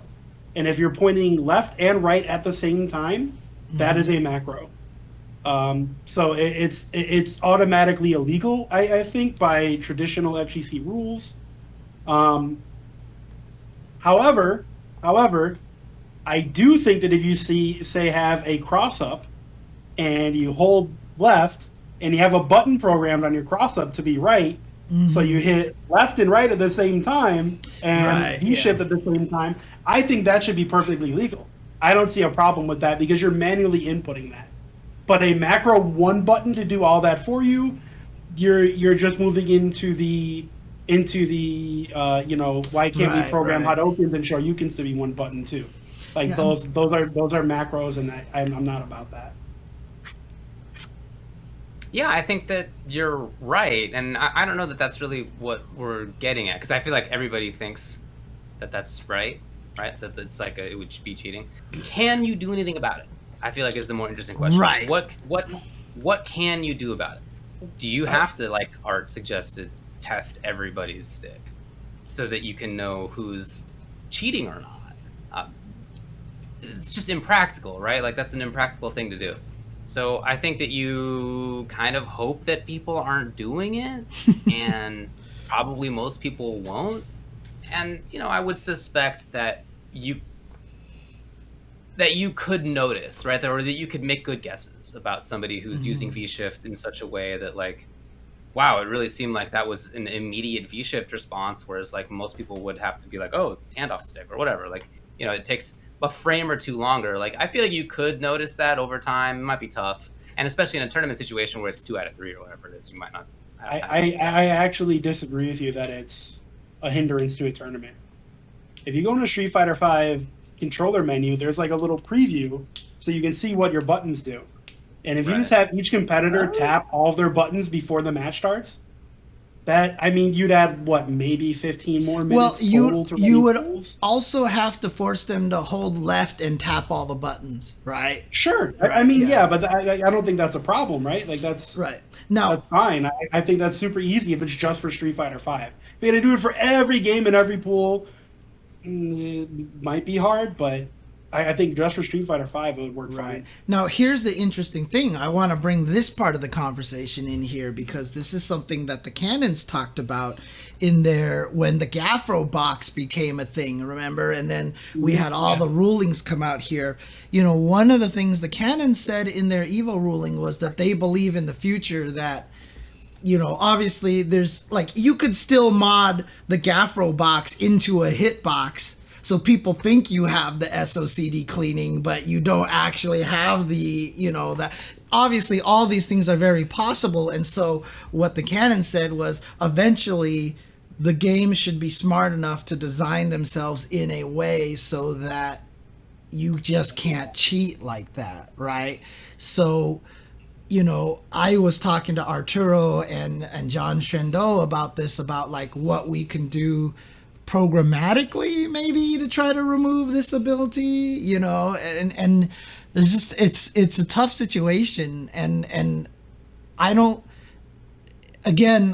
want to enforce these kind of weird button checky things, you know, but like I said, I don't have necessarily an argument one way or the other, but just more bringing up that point just to kind of add to the discussion here. You know, should we just let it rock and just rely on Capcom to figure out a way to fix it, or should we start testing it, you know? Well, it's definitely against the rules, so if you notice, then, you know, that should be something that gets somebody kicked out. But as far as I don't know that it's,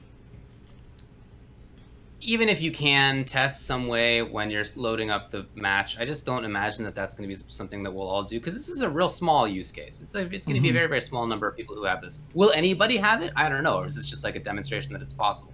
So it would seem weird to me to have at a major 500 person tournament, to have everybody do this on the off chance that like one person may have it, and probably nobody will have it. Right. So it doesn't seem like a great use of time to me. I think you just got to let it go, and you hope that the developer will change things in some way. But yeah, I don't know what there is to be done about this, practically speaking. I mean, you say that it's against the rules. You hope nobody does it. Mm-hmm. If you do notice somebody doing something where their V-shift usage is different than everybody else's, okay, maybe you look into it. But I kind of think we just let this happen otherwise.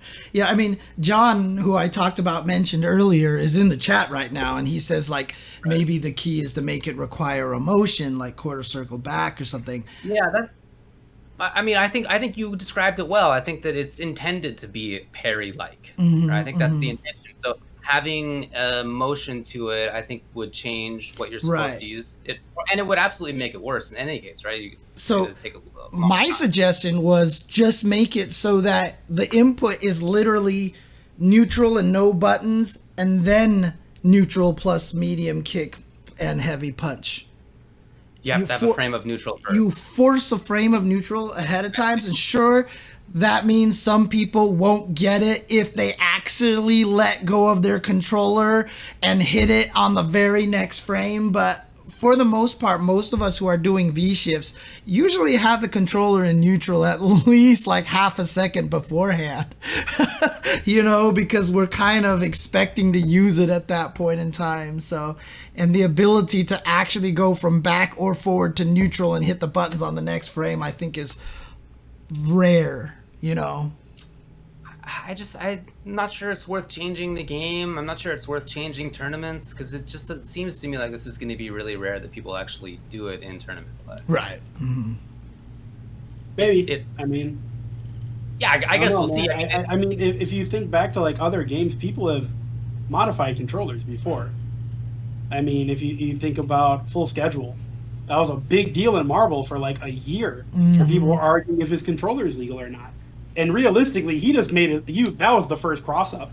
Like that's exactly what his trick was. That was the first cross up. Hitbox stole that idea. So it's hard to say. I'm still curious what Tekken. I don't know if anybody in the chat knows what has Tekken done about the cross-up controller, because I know the cross-up controller definitely lets you do a lot of things that are super hard to do normally without it. You know, I'm wondering what they. I'm wondering because like Heihachi has a move that's literally you do forward, neutral, and then down, forward, and a couple of buttons to make him do this really powerful move that he has. And on a joystick, it's hard to hit down, forward, and the buttons without accidentally hitting a down or a forward beforehand. Like it literally has to be forward, neutral, down, forward. So you have to hit those micro switches on the exact same frame and the buttons on that exact same frame. Someone asked me to do it on the cross-up, and I did it like 10 times in a row. You know? So, I'm curious what the Tekken scene has done with that, but again, you know, I brought it up. Even in the Tetris scene, I feel like they have to start thinking about different input devices, and we're just in it's just a weird world. It's a weird time. I feel like the Tetris scene, maybe for other reasons, like the health of people playing. Right. Right. Mm-hmm. As far as this stuff goes, what people in the chat are saying that when it comes to Tekken, it's just not a big problem yet.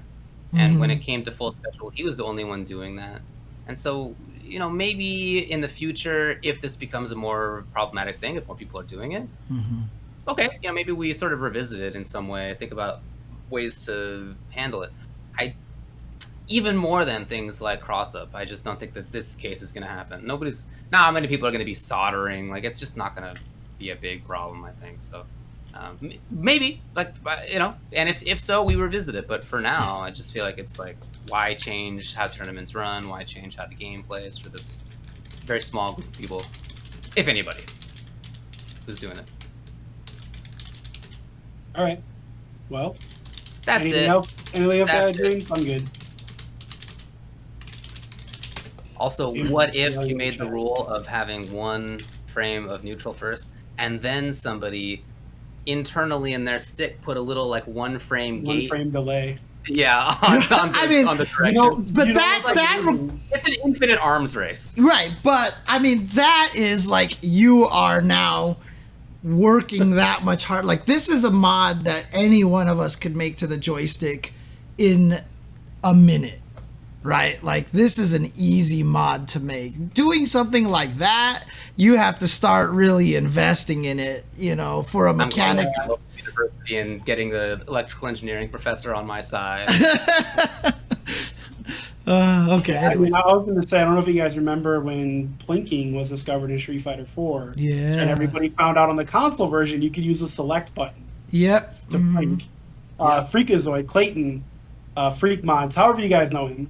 He made a stick that automatically plinked with select button. So it made everybody's combo like one frame links into two frames. Awesome. Right. Yep. And he never like obviously didn't put the tech out there. He didn't want to do anything like that, but he would bring it to locals in Chicago for people to try out. And, oh, that's funny, dude! Don't you so much easier to don't do you remember Cien, depending on which character you use, would open up his controller and rewire it.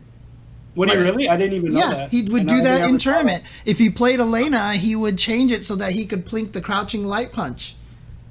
And so, but then if he went back to another character, he would switch the buttons back to the default setting and stuff. Tokido at one point put an extra up button under the joystick so he could do Akuma's Ultra that was up into the things a lot faster, so he could do punch into teleport into that and get the combo. But he kept hitting it by accident, so he stopped.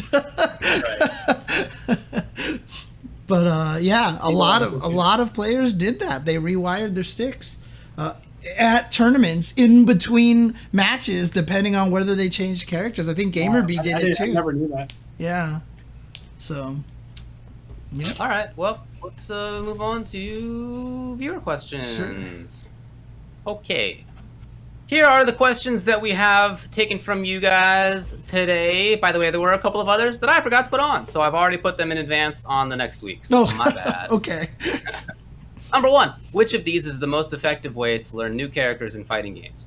Creating a new account and smurfing, generally winning against lower level players, or playing on your main account, generally losing to players on your present level. So basically, play against lower level players or play against your level of player. Number 2, what was the largest stepping stone for you all that felt like propelled you to a higher level of play in a fighting game? Number 3, if you could pick the brain of any fighting game dev that made balance changes you didn't like, who and what would they be? Number 4, what are some fighting game characters that were top tier but underplayed? What's the anti-magic sauce that leaves top tier characters with no players? All right. I can't see the results. And seems like there's been a glitch on this quiz. So Wow. yeah, I'm having the same issue right now, James. Oh, yeah, okay. That's super weird. I've never seen that before. All right, well, I'm gonna click on 4, and then I'm gonna see Subtract vote. 1. I'm gonna press vote, and I'll subtract 1. Yeah. Okay. We'll see what happens. That's fair. Okay, it's actually tied. Number 3 and number 4 are tied. So let's do number 3 first, I guess. If you could pick the brain of any fighting game dev. Oh wait, no, we're only doing 1. Oh no, Yeah, we we're only only have time to doing do 1. Oh dang. Flip a coin, David. You're Uh, actually, I think I have a quarter. I don't have one. I Okay, do. cool. I do. 3 right. is heads, 4 is tails. Okay. And we got tails. Okay, so that's 4. 4. What are some fighting game characters that were top tier but underplayed? What's the anti-magic sauce that leaves top tier characters with no players? Can you guys think of fighting game characters that were top tier but underplayed? Not many people played them. I know there are some examples of that, and some of them were probably just because they were too hard to use. Yeah, they're- I mean, there's a they're lot classic. of theory characters that are, top tier, but like Dolphin in Marvel 2. Yeah, exactly. That's the But character it's I like, was- if nobody can do the stuff that makes them good, are they actually good? Where it's not humanly possible. It's a little King of Carb unfortunate. says Pet Shop. And why was he underplayed? Because he was banned. I like Yeah, Akuma and SD. Oh yeah, Underplayed. that's a good one. Fanatical Milk, Jill in Marvel 3, right? Because Oh, supposedly God, no. she was like stupidly broken that she got nerfed between the games. Uh-huh. Yeah, I don't know that I can think of great examples of this. I think it's more.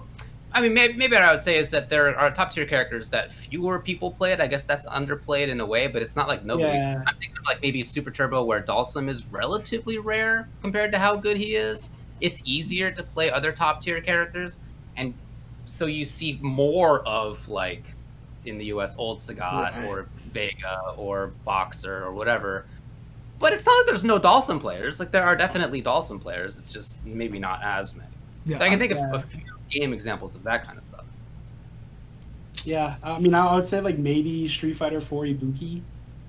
Maybe like she was kind of rare. But Oh, you know what? Viper Marvel 3 is another good one, actually. I mean, if we're going theory of Marvel 3, I'd say like MODOK. I think MODOK is very, very strong. But again, we're going back into like theory territory. Right, right. Not, Yeah, I think- it's I not think there's- proven. It's not proven. There's not that many examples of characters being top tier and not getting played. Yeah, like I said, I think the closest that I can think of maybe this Dalsum situation. And why did he not get played as often? Because he's complicated. Because you got to know every single anti-air. Every button that character has, it feels like, is an anti-air Yeah, in I mean, certain situations. I think you just got to know. I mean, honestly, I feel like a lot of people didn't play Dalsum in ST because he was cheap and stupid, and everybody who played him is a scumbag. But oh no, wait, oh sorry, never mind. No, I was kidding. I didn't play him in SP. That's pre my Dalsum era. Or era. Dive kicks, man, freaking best But I think dive that's- kicks in fighting game history. Come on, Like, obviously, dude. he's very good, and there were people who used Dalsum, and he won big tournaments. It's just that he wasn't as common as some of the other ones. Right. That's about it. Well, Yeah, maybe, maybe Melee where Puff is very good, but there's really only ever been a couple of notable Right. top tier Puff yeah, players. maybe like Ice Climbers. I mean, I don't know. No, man. there's definitely more climbers even. As far as Puff, yeah, there's really just been a couple who are like the top level. And I've talked with people in the Melee scene about that, and their reasoning is that they they feel that Puff doesn't do what people who like to play Melee want to do in many cases, right? So like if you're somebody who is interested enough in Melee to play it, it may be because like you like speed and you like hand tech and execution, and you like having interesting rush down combo potential and roots, and right, like all these other things. And Puff isn't as much about that stuff, and it's like really slowing the game down. Some people don't like that, and so it's maybe more to do with that kind of stuff. Sort of goes against the main feel of the community in some way. All right. God, yeah. I just, because that's just the thing. I mean, that's not happening anymore today, because obviously with these world tours and stuff like that, there's too much on the line for people to not play the top tier stuff. The only examples we could probably come up with are stuff from a long time ago. And, like the closest thing I can think of was in SoCal when we were all playing Super Turbo at Wednesday Night Fights. No one played Claw. But that was just, because we all knew he was broken and nobody wanted to play him. So I was like, I'll play him because you're going to have to learn to fight this character if you want to be good. Well, and maybe that is kind of like how not many people play Puff. Mm-hmm. Like maybe it's for the same reason. That the community is just like, well, this isn't really what we want to be doing. Right. Yeah, like if you want to compete and win, Vig is a fantastic choice, but do you really want to be doing that? Wait, did they? Wait, what am I reading here, Saint Cole? Yeah, I'm reading the chat too. It looks like they took away Dan's Infinite by giving him a random red fireball that knocks down on hit. That's hilarious. So they were basically waiting for RB to do it in tournament in top 8, and then they were like, "Okay, one person did it. You're out of here." I'm so sad. I'm so sad. Yeah, that actually sucks. That sucks. They should have left it in. That was what made him cool. I don't know. I'm not too worried about it. I think that's sad. Oh well, whatever. It's fine. It's fine. But still, I mean, we knew it would happen eventually. Yeah, absolutely right. Yeah.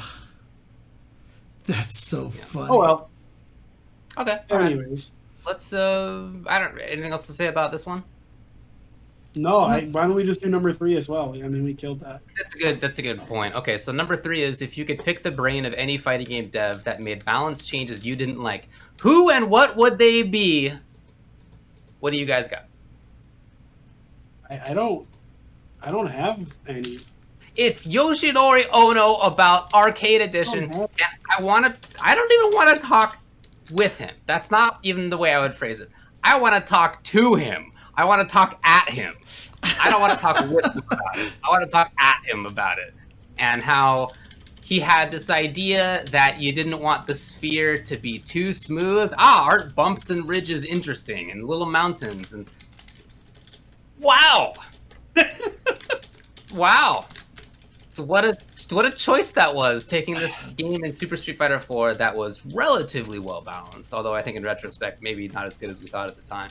There's but no relatively well, certainly compared to AE, and then doing what he did, and boy, I have no way to shorten this question to fit in here, because this question is like, that is the question right there. So I'm just gonna do this. Whatever. I'm just gonna leave it there. You got it. But I remember right before they announced AE 2012 at Evo that year, I saw Ono's just walking on the floor. I walked up and was like, "Oh no, like why Yun and Yang?" And he goes, "Just wait, big announcement." And then I was like, "Oh, so they must be patching," and they made it the whole AE 2012 announcement like a few hours after that. Right. Oh, when he officially publicly apologized for his terrible decision making in game balance. Basically, yeah. That's what that was. He went on stage and he was like, "Sorry, everybody." But also, like, I wouldn't even want to question him on it. Like, it's done. I don't care anymore. I guess it's like how I feel. Like, if I like a fighting game enough, the balance patches and character changes don't matter as much to me. I'm playing the game because I like the game. And I've played characters that have been garbage and never gotten buffed, and I've played characters that have been good and got shit on, and whatever, man. Like, adapt, you know. Like, I don't. I just don't. I don't want to say I don't care that much, but it's like, if I like the game, I'm gonna play it anyways. Balance is overrated. Balance is so overrated. Fun factor is way more important. I just feel like that this is a question trying to bait me to talk about HDR. Because trust me, that's not a hypothetical anymore, because I definitely did pick the brain of a person who made a bunch of balance changes that I didn't like. So that big sirloins. That was definitely a long conversation, and yeah, like I said, Searle and I are not on speaking terms anymore. So that's pretty much the best way to describe how well that went. So that's all I'm gonna say. It sounds like you talked at him. It sounds like you pulled the David. You didn't really have a discussion. Yeah. It sounds like you gave him a piece of your mind. I mean, it was so funny. He had a bunch of people playing the game, and there was one change that he had made that I just got up and I just was like, this is unacceptable. Like, this is the stupidest thing I've ever seen in my entire life. And everybody else in the room all put their joysticks down just so they could watch. Basically, they really wanted to. Where did David go? I don't know. He just took his headset off and left. I have no idea what he did. Maybe he had to poop real bad. I guess. That was... Well, see you later, David. I know. Okay. Well, no, but honestly, like, I just don't agree with a lot of what happened to HDR, but that's just the way I'm going to state it. Is the game more balanced than ST? Of course it is. Are there people who like it? Of course there are. It just wasn't for me. That's all. So. Sure.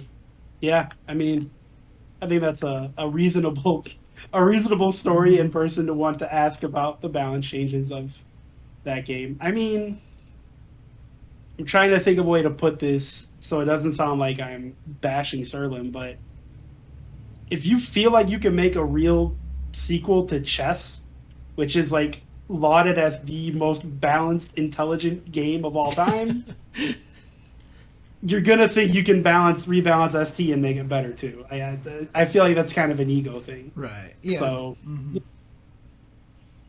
well, shoot, what happened to Dave? Oh, David's back. There he is. What happened, bud? I really had to pee super badly. I called it. I said poo, but And James was like, I forget what you said now, but you said something like, I just got up, and I was like, it's a sign. I'm going to do it right. Oh, man. All right. Well, I'm glad you relieved yourself. I hope the rest of that conversation went well. Yeah, we just talked about, No, James like I said, fighting David Serlin in a parking I lot. was trying to be very objective. I mean, very, as non-biased as possible. So. Okie doke. All right. Well, let's move on. Let's talk about the CPT. Let's talk a little bit about this tournament that happened. It was this past weekend. I mean, it's basically every weekend at this point. But this one was about Southeast Asia. Actually, it was just Asia East. Asia East, right. Yeah. Mm-hmm. You're right. And it was fun. By the way, you guys did good on commentary again. That was cool. I thought I did okay on the first day, although everybody loved my RB line, although I've used it in the past, but in a smaller venue, so I got to use it on that. You using lines. How dare you, James? Yeah, I know. No, I'm with him. You got to, especially if it was only used in a smaller context, absolutely bring him back. Absolutely. Original content every time right here, guys. All right, well, good work to you. This was won by UYUNL with Cammy and Ryu. Infiltration second, Jury Ed Fang. Then Xiaobao Lucia. Also, basically, there you go. So good. And et cetera. Gamer B fifth with Cammy. And seventh was Minute Maid Orange with Cammy. Ooh, there's 3 Cammies in the top 8. And this is the 3rd out of 4th CPT event, won by Cammy as well. What's going on? What's this about? Look, character has been strong every season. It's just that there was those other characters kind of stronger a little bit that were a little more stable than low health, low stun Cammy. Because that's what everybody used to say when they nerfed those. They were like, well, that's why Cammy's no good anymore, and her crouching light punch is 0 on block, so she's not good anymore. And I was like, what the hell are you guys talking about? And then they nerfed all the characters who were better than Cammy, and now she destroys everybody. So, I think very importantly, you can't V reversal anything she does on reaction because she's not hit confirming or pressuring with heavies, and that's a big leg up. Almost everybody's like, what's my like big plus on block? It's fierce. It's a roundhouse in many cases, not categorically, but like that's often true. And also some characters who are really good at getting in or whatever, you can V shift some of their stuff. It's hard to V shift box or dash punch on reaction, but like theoretically maybe. There's nothing that Cammy does that's important for her that can be V shifted on reaction. right. You cannot V shift instant EX dive kick on reaction. Sorry, you can't do that. You can if you have a modded controller. No, I'm just kidding. I don't think even I know. So the two biggest defensive mechanics in the game are things that she doesn't have to worry about, and she has a V reversal that, although it's unsafe on block, it actually hits and crosses up and gets her out of corner situations. So she's escaping corners more often, and other characters have things that she can react to with V reversal. Yeah. So I think she just has like some really important system mechanic stuff that she does better than many other people's. On top of having great walk speed, great hit confirms, great pressure, great damage. She's one of the best in the game at snowballing on any hit. Like she's just got a lot of stuff going on. I don't know if she's so good that I would expect 3 out of 4 tournaments to be won by her. That I think is definitely like look, Mago's great and he's been playing the character for a long time. NL's great, he's been playing the character. Gama's great, he's been playing the character. Like these are not people who are like, oh, I'll play Cammy this season and it's gonna work out great. It's not actually exactly. Right. I mean, I'm surprised that after all this time, they have still not nerfed V-Trigger 1 to be a 3-bar V-Trigger. That thing is too good to be a 2-bar V-Trigger and give her access to V-Shift and V-Reversals. You know, that thing has to be a 3-bar V-Trigger at this point. I know we're going to get one more balance change, aren't we, later on this year? Or are we not? Yeah, we are? Yeah, I wouldn't be surprised if she got nerfed. I mean, someone asked on Twitter what you would do to nerf the character. My 2 answers would be just make crouching medium punch, recover 1 frame slower. So you can't do counter hit crouching medium punch and a crouching medium kick as a combo. So that on block, it's 0 on block. And then, or make her V-trigger 3 bars. I wouldn't do both. Just do one or the other. That's it. And that's it. Yeah, I really wouldn't do too much to her either. And Spavin, you're right that people who are pressuring in certain ways can make her V reversal whiff, or even just like make it so that that you'll block her V reversal, you can punish. Some characters can actually press a button, then jump, and they'll hit her, like land on her. Like there's definitely tech that you can do against that, but it is a unique V reversal, nevertheless. Anyway, she's good, but she's not like nobody would have predicted 3 out of 4 tournaments. Right. I'm not too worried about it. But, I mean, yeah. What about, I mean, I know we're out of time, but I'm just going to say this. What about the state of Street Fighter V? 15 characters in the top 8. And 1 Lucia. Oh, yeah. Dude, I'm so happy about that, dude. It's so good. Oh, man. Yeah, she is so good. You're right. Tournament. What's that? What'd you say, Dave? Yeah, she is so good. You're right. No, I mean, I think she's fine. Like I said, I've started figuring her out a little bit more. I still don't think, like I said, I still think she's mid at best, but mid is good enough to win in Street Fighter V. So, For sure. I agree. What was it that you said, David? Shout outs to RB who did the Dan Infinite. Oh, yeah. The last time we'll ever see the last one was me. I can't believe they did that and they patched it that fast. It was probably already planned. Yeah, I It was know. almost It's very fortuitous that we saw it in top 8. I mean, the one thing that I will say about I didn't even realize it, but like, yeah, when Xiaobao beat Infiltration the first time, Infiltration didn't go with V skill 1, and then when they fought the second time, he did, and then Xiaobao wasn't able to throw fireballs, and it's so weird that now that I think about it, Infiltration didn't go for V skill 1 the first time to make that fight a lot harder, but I don't know, man. doesn't matter. That just meant we got to see Lucia kick some ass, and that was awesome. I had some fun watching that, dude. It was So Yeah, good. everybody in chat. Yeah, the Dan Infinite has been patched out. Yeah. Yeah. All right, let's move on to the next one here, and also let's start running through this thing because we're approaching our normal end times. Are we? Okay. All right. Yeah, dude. I mean, anyway, yes, I think we will. Let's move on. All right, what do we got now? We have Twitch rivals. Let's talk about this. Wait, hang Twitch on a second. rivals. Hang on a second. Fugu Tabetai says late breaking news: SFL JP 2021 will be held this year. Big changes are that there will be 8 corporate sponsored teams, up from 6, 4 people each. Kadokawa Game Linkage, Good 8 Squad, Saishunken, Sungens, Shinobism, Doyu Japan, Mildum, Topanga, and Nagoya Oja. There will be more matches, 58 with a World Championship online games starting in October. Teams selected from a draft with multiple play-in paths like we've seen before. All right. That's cool. Okay. That's the I'm glad that that's still going. It was really fun to watch. Yeah, shout outs to Fugu as well. Doc Fugu, who lives in Japan and always helps us out as well. Definitely. Okay. Twitch rivals. They are doing Mortal Kombat, and it's Mortal Kombat X. It's Mortal Kombat X. The title is Max Presents MKX Lives, powered by Twitch rivals. It's going to be on May 24th. And there's going to be a last chance qualifier for it being run by Mr. Aquaman and at the Coliseum on May 22nd. Very interesting to see that it's MKX. I mean, think of the other games that Max has done in this like whatever lives, Marvel, KI. Right.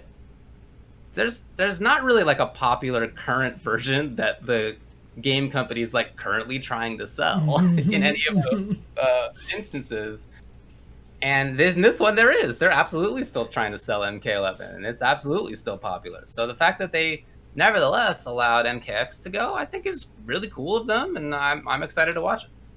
Now, I saw you actually said that you tried playing it again just a little bit, just to kind of remember. Yeah.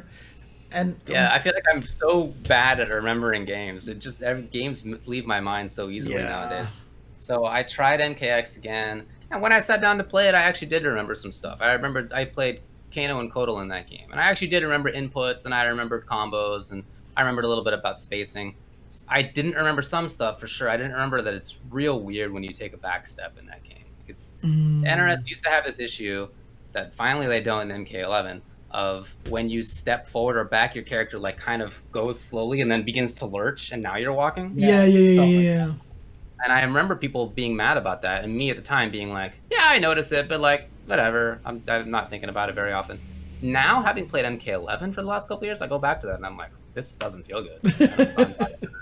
I've never played MK11. Does it feel like more like Street Fighter to control your character then, where it's instantly responsive when you move forward and Well, backwards? it's like every other game. Like no other game had that weird. Well, I mean, yeah, I guess that's fair. I was just thinking Street Fighter, Mortal Kombat 1v1.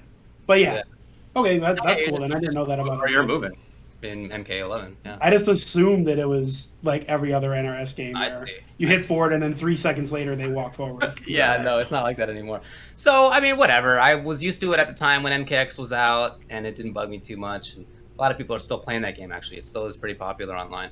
So, they announced the players actually just as we got on the air. Oh, okay. So, there are some of them that I think you would expect if you were paying attention back in the day. Sonic Fox is there. Ninja Killa is now one of the best MK11 players. But before that, he was probably the best MKX player for a couple of years. He didn't really play Injustice. And, Perfect Legends in there. Samij, Unbearable Skill, and X88 are a couple of the best players in MKX nowadays. And other players that, were really good at Forever King, Rewind, Star Charger, Deadly Rebel, Katana Prime. Like a lot of people who were really good. Hayate, there's a whole list out there. Check it out now. It's on Max's Twitter if you want to see who's in there. So lots of really good choices. Yeah, but you know who's not in there, right? Who's not in there? Is Tubo. His streak Tubo has was been not broken, right? He was 2 for 2. He was 2 for 2 in all the game lives for Max, and now you should have played MKX, dude. You should have played MKX.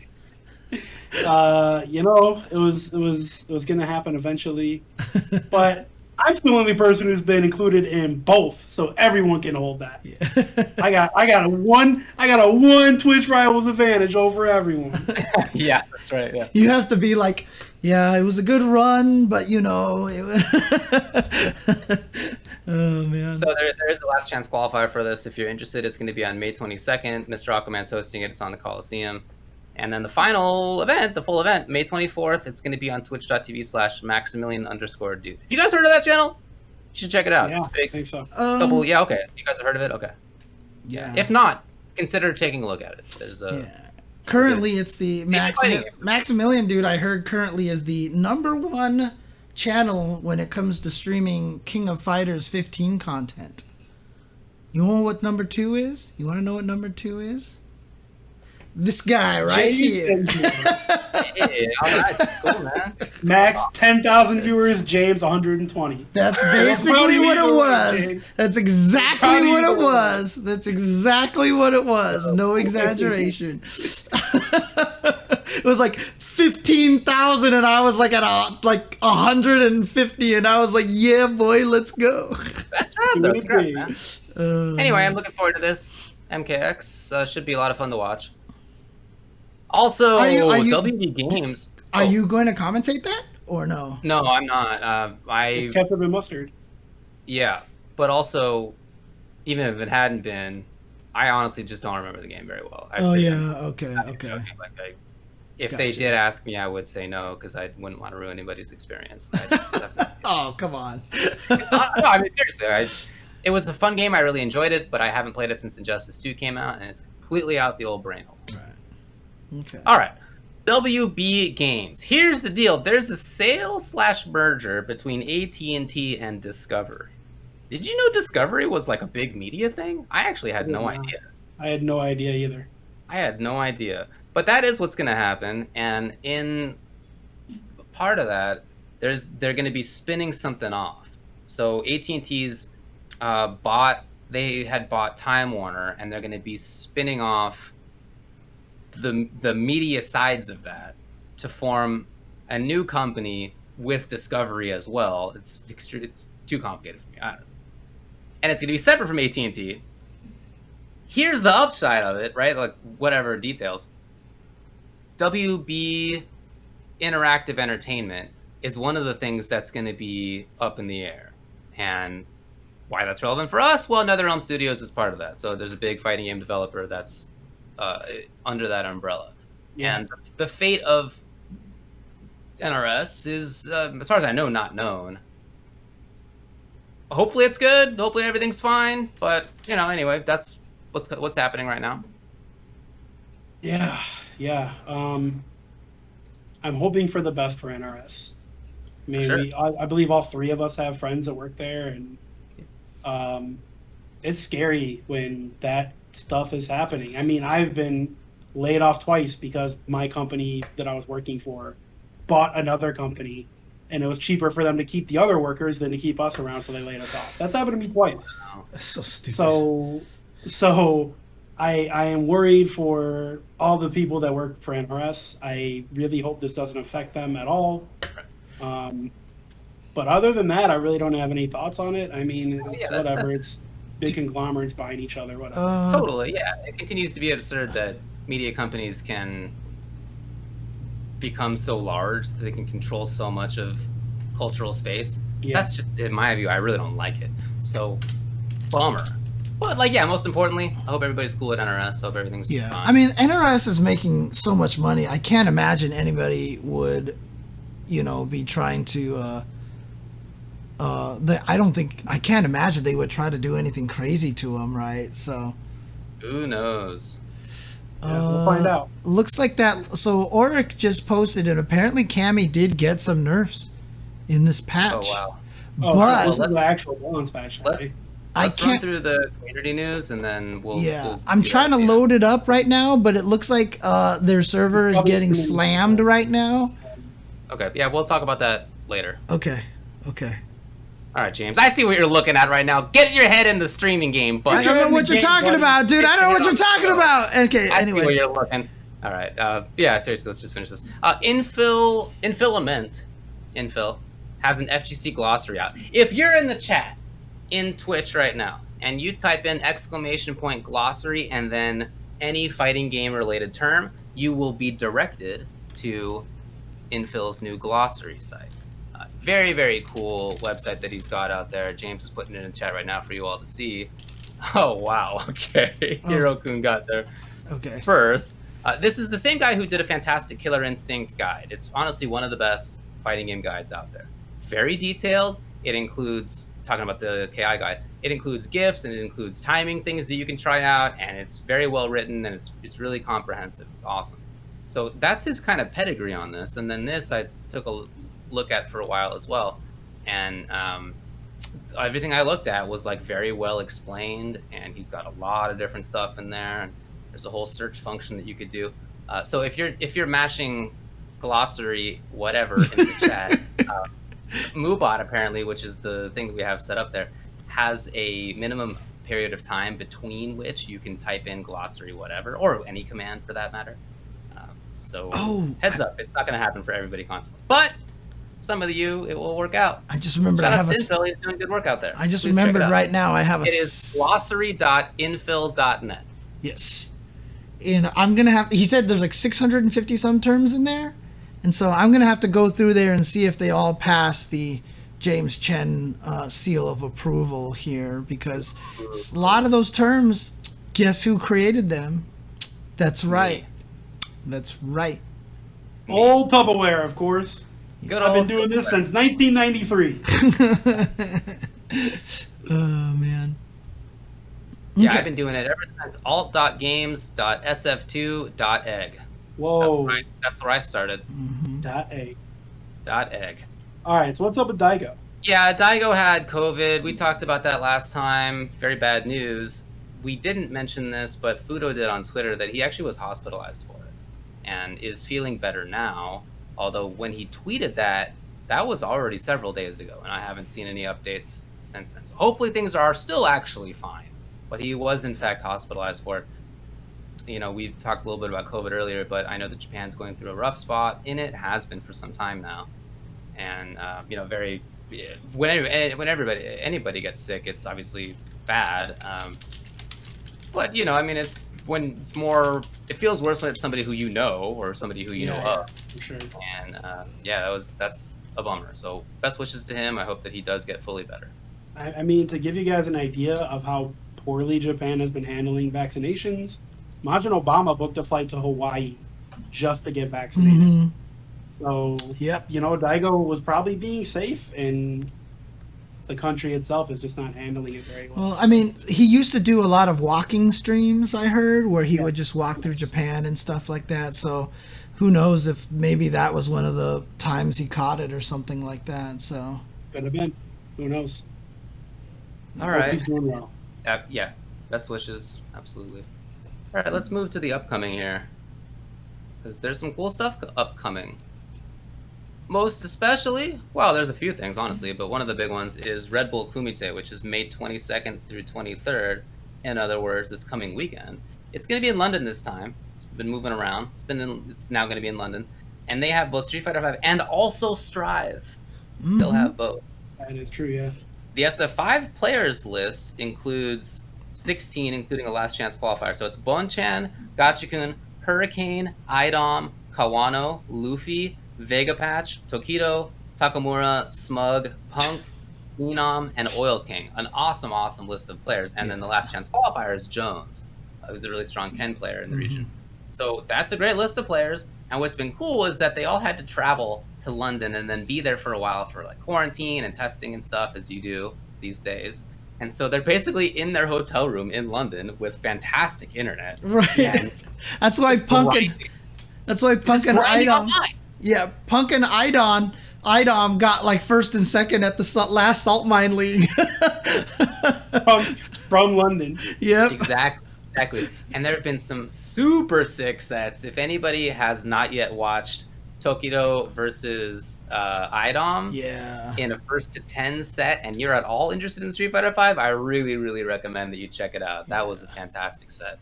But there's been a lot of cool stuff. Like Ryan Hart's been running big sets with people. He's still super sick. He won a tournament long ago. He's a fantastic player still. So anyway, tons of awesome SF5 content this week as a result. And then there's going to be Red Bull Kumite this weekend, including, like I said, the Strive showcase. There's also Capcom Pro Tour South America West 1, so please be aware of that if you're somebody who's interested in that. It's actually the last Mortal Kombat Pro competition week this coming weekend. So for anybody who wants to get into the finals week, there are 8 qualifying weeks. People by points get into the top 16 in North America, and then that's who makes the final week.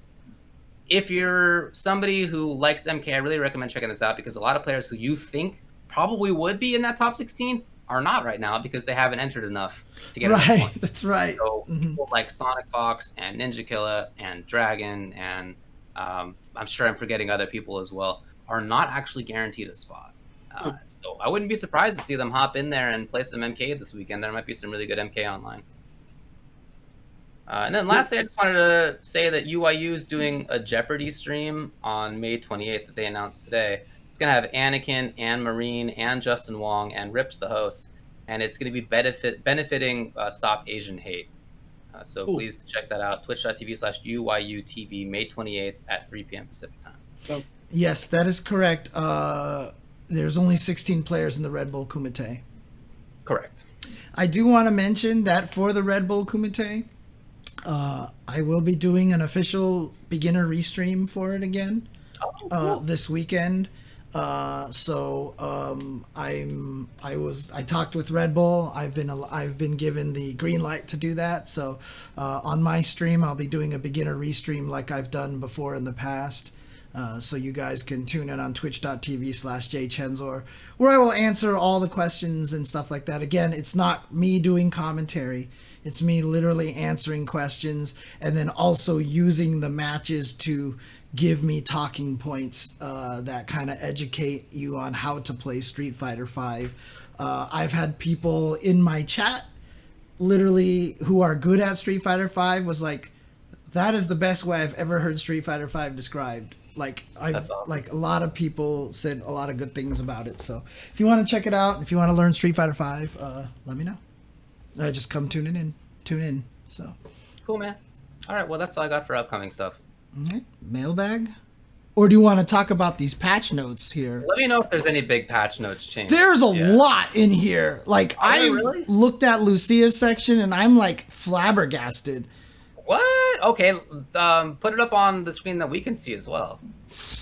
All Or right. maybe just put it on the internet. Why don't you do that? Okay, yeah. Dang, you're right. You were just scrolling so long through this. Dude, there's it looks like a big patch. They put out a major patch? That's very Right surprising. before Red Bull Kumite.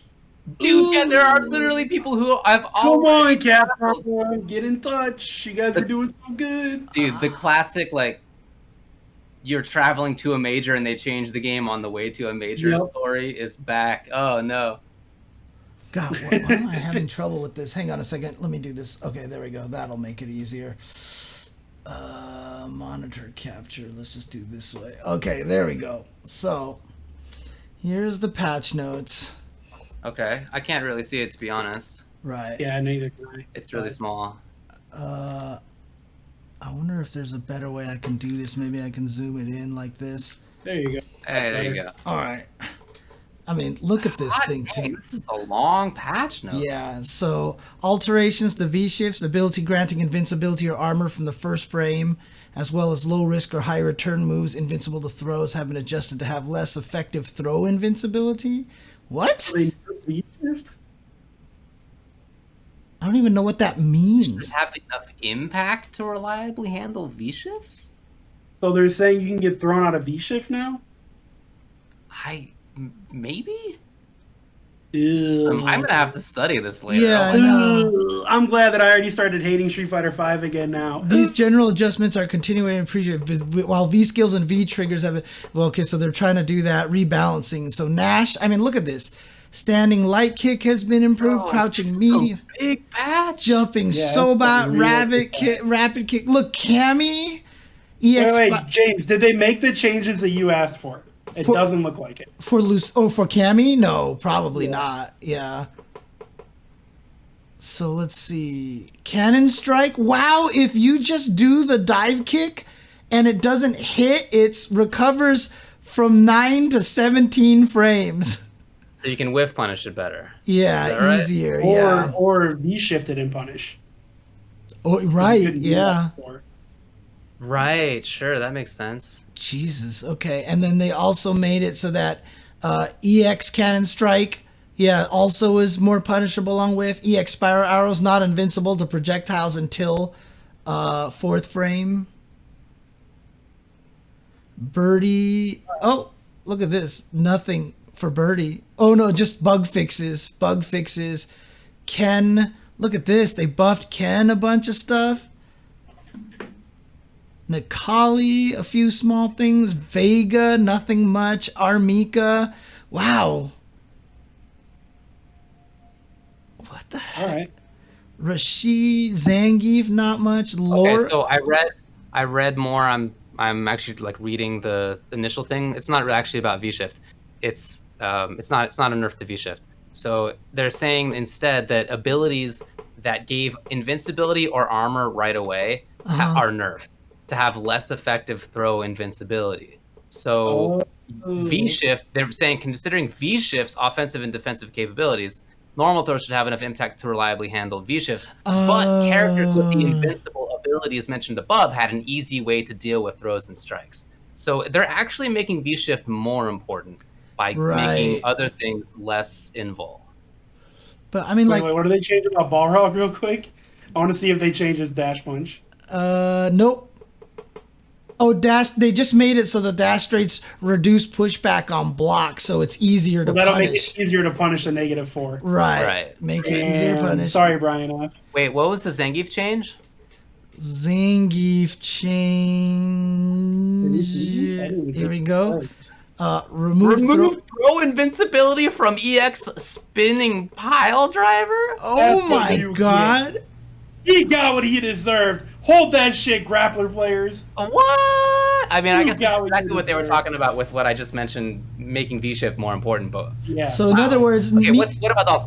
meaty throws on Zangief are effective now. They are, yeah. Yoga Gale, Yoga all Gale. strengths can be canceled into Yoga Sansara. So you can do Air Yoga Gale into charge, into the charge up. V-triggers? Yeah. No, not into V-skill. Into Yeah, V-trigger you're too. right. You're right. You're right. Yeah, And then okay, Yoga well, Burn. all right. Weird. That's cool, though. So Fang, Alex, not much. Ibuki, not much. Balrog, not much. Urien, not much. Akuma, wow, look at this. Wow, it's a long list. We're going to have to go through and read this, actually. Yeah, I know. Like, on Look a at different- Colleen, this Abigail. might be a But next look at week's this episode. Abigail, dude. This What is a big one. It's a big one. Manat, Sakura, not much. Blanca. But here's the crazy one. Like, we just keep going through this. Sagat, nothing.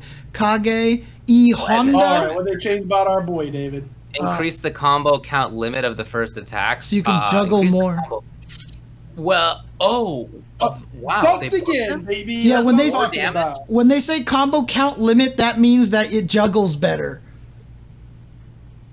So so V skill 2 L 100 hands, increase the combo count limit again, decrease combo count gain of the first attack. Right. So they made him do more damage in juggles. Is that what I'm Yeah, reading? basically. The 100 hand slap will juggle easier Just starting trying from to the first kill hit. people. I don't understand. All right, fine. But now fine. look at this. Look at Lucia. Whoa. They did a lot of stuff on here. This one, God, where was the one that I saw that was like crazy to me? Well, actually, these are all V trigger stuff. Oh, this one. Reduce the final attack's hit back. If this means I can V skill 1 and I'm in range for throw now, that's really good. That's really good. But they're trying to give her better Oki on a lot of things. So Tornado Spinner, which is run into the V skill 1, reduce the second hit's back knockback distance, increase the second hit's knockback height. So they're going to fall later next to you, so you have better Oki on this kind of situation. You know, it's just interesting. All right. Well, Yeah, let's do another stream on this because there's too much. It's late. It's time to go. Yeah, I agree with you. We'll talk about this stuff later. Crazy! I can't believe they did that much, dude. I can't. Yeah, that's weird. I didn't expect that. Big We were surprise. just saying, are there supposed to be another balance patch? That's right. Yeah. All right, let's get the mailbag then. Yeah, we'll go through them quickly because there's some fun ones in here. Doc Fugu on Twitter. This summer, Topanga director Tomita Fusuke announced that they are forming an idol group with Kawano, Gyotaro, Naoman, Mizuha, and Moke to come out this summer. There's actually a video that he linked, and I put it into the run of show if you want to put it on, because it's hilarious to see them dance. They're trying to learn how to dance. Where is this? It's in the mailbag. Lower. There it is. Nope. You're too far. There it is. Anyway, as you're setting it up, here's the question. Did Who you is on timestamp your... it? Is this your timestamp? Is correct? Yes. Okay. Yes. Who is on your competing FGC idol band? Who do you got on an idol band? Tuboware. Beautiful dude, obviously. Oh, Rico good choice. Suave, obviously. Well, you Wait, can't but just I be mean, picking- are these singers or are you just picking them by looks? Yeah, I'm you're just doing a picking cute really voice good-looking guys. They're idols. They don't need to be talented. They're there to look good. Okay, fair enough. Cute I boys get look for Ultra this. David. Why not? We can add Ultra David in there. Oh, James maybe Chen. We gotta have like the mature, daddy of the the group. mature. Oh And my I God. can Big actually Daddy. sing, right? I mean, come on, And dude. yeah, and James, and you can throw down on the mic. How many people need to be in an idol? I don't know. I don't know either. I don't have much context here for you. That's my answer. It's beautiful dude, Rico Suave, Ultra David, and James Chen. There you go. Okay, fair enough. There it is. Finally. Okay, here we go. Okay, James is about to play it. All right, sick. Dude, Oh, I don't no. know what's wrong with YouTube right now. It is like really chugging Oh, for no. me. YouTube. Womp womp. Has anybody else had any problems with YouTube? Having problems with YouTube right now? Experiencing Oh, interruptions? YouTube is having issues. Oh, is YouTube fun. is actually slow. Oh, wow. Okay, Oh, anyway, well, God. imagine that as you're watching them here in this little gym, they then begin to prance around and do funny dances. Because, Okay. it's a bunch of video game players, and they're cute kids, but, like, it's pretty funny. I mean, is John Takeuchi not on there? Not that I see it. It 'Cause, says I that, mean- no. Yeah, Isn't he like well into his 20s now? He's way too old. He's got to be like 23. Are there right? rules? 23? I don't. There's probably rules. No, I'm just saying, like, usually, like, these groups are, like, like 19-year-old hotties, heartbreakers. Totally. Okay. I used to have a list of cute boys. It's FGC cute boys list, Yeah. and I think that that's probably no longer accurate because I think that probably was like 8 or 9 years ago, Yeah, yeah. and those people are no longer boys.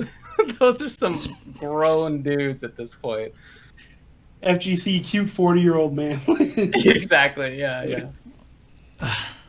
All right. What do you mean Well, crazy? that was my answer.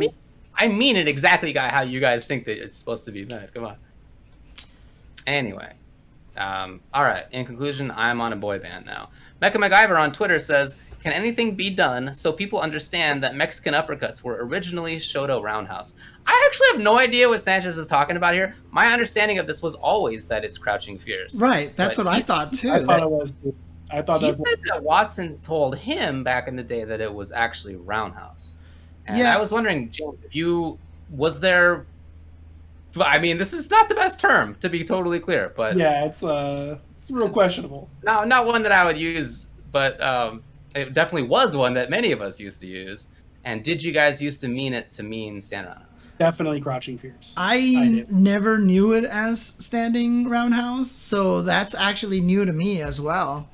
I actually had no idea. I mean, Watson would be a better authority on it than I am, so yeah. Anyway, that is on the glossary. Yeah, that's why he was bringing it up. Nice. Okay. All_before on Twitter. How would you design a fighting game / dating sim mashup? I mean, are we? Absolutely. Yeah, I- I think here's my answer. I wouldn't. I walk out the building. I Yeah. take one look at what I've been told to design. I've been hired for a new like designer job on a video game, and I take one look at the little sheet, and it's like, whoa, well, actually, we're going to be doing a fighting game / dating sim mashup, and I'd be like, well, you know, this experiment in my video game hang on a designer second. career- Hang on a Here's second. my resignation. Hang on a second. Are they talking about how would we design it, or do we critique the one that actually already exists? Is there one that exists? Yes, SNK has one. Like SNK has had dating sims where you can date like the dudes in their game for a Those while. are dating sims. They're not also fighting games. Yeah, they're we're just talking about fighting fighting characters. But But I think Those are that's what dating. they mean by a dating sim fighting game. Oh, I think they mashup, meant a right? fighting game / dating sim. that's my understanding. I think we're playing competitive gaming in a dating sim. Yeah. I don't even know Like, how in order- that in order works. to get- Building. In order to get more cute boys, you have to win more matches, right? Something like that. Fight for them, basically. Okay. Oh, thanks. I'm good. I just sorry. That would be not something I would be interested in designing. I think I could It would actually. be hilarious. I think I could actually do some fun stuff with that. I think I would be totally down to design this. James, is this how you tell us that you're really into dating sims secretly? I have never played a dating sim in my entire life, but I think it would be hilarious to try to make a fighting dating collaboration kind of game.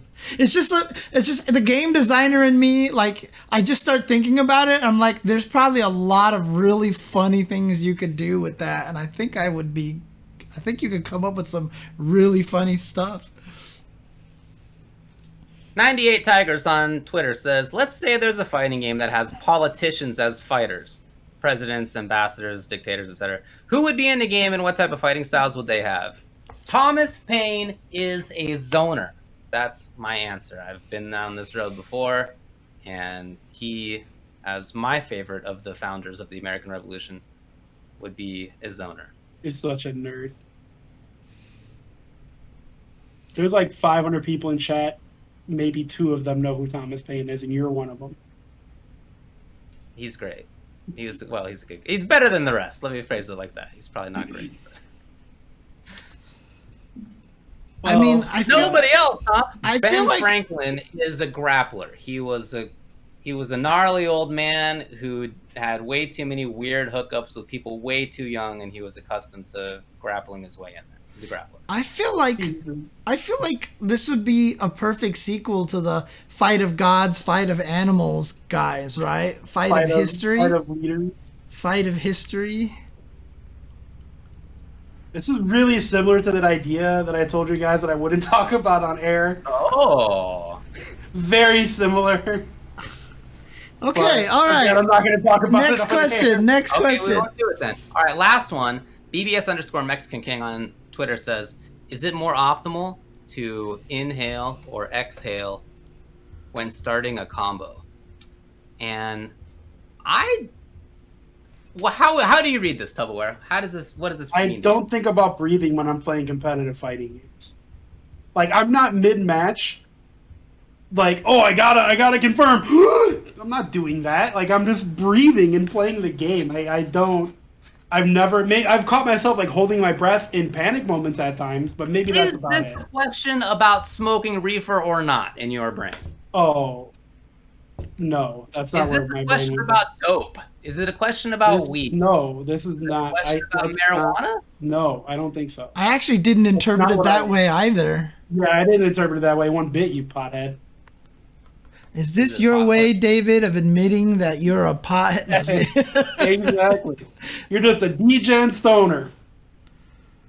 I mean, I feel like I exhale when I know I'm about to. I mean, I inhale when I know I'm about to start like a big combo. I was just like trying to imagine it, but I think that's just natural, I guess.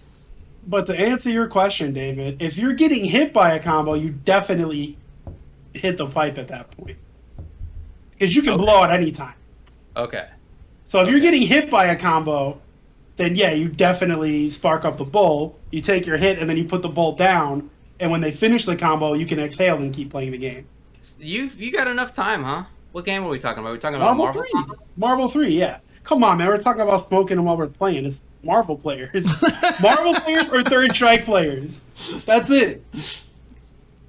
There's some Third Strike players who do weed. Yeah, some that do some weed. Yeah, there's some Marvel players that do some weed. You know. Me, I would never.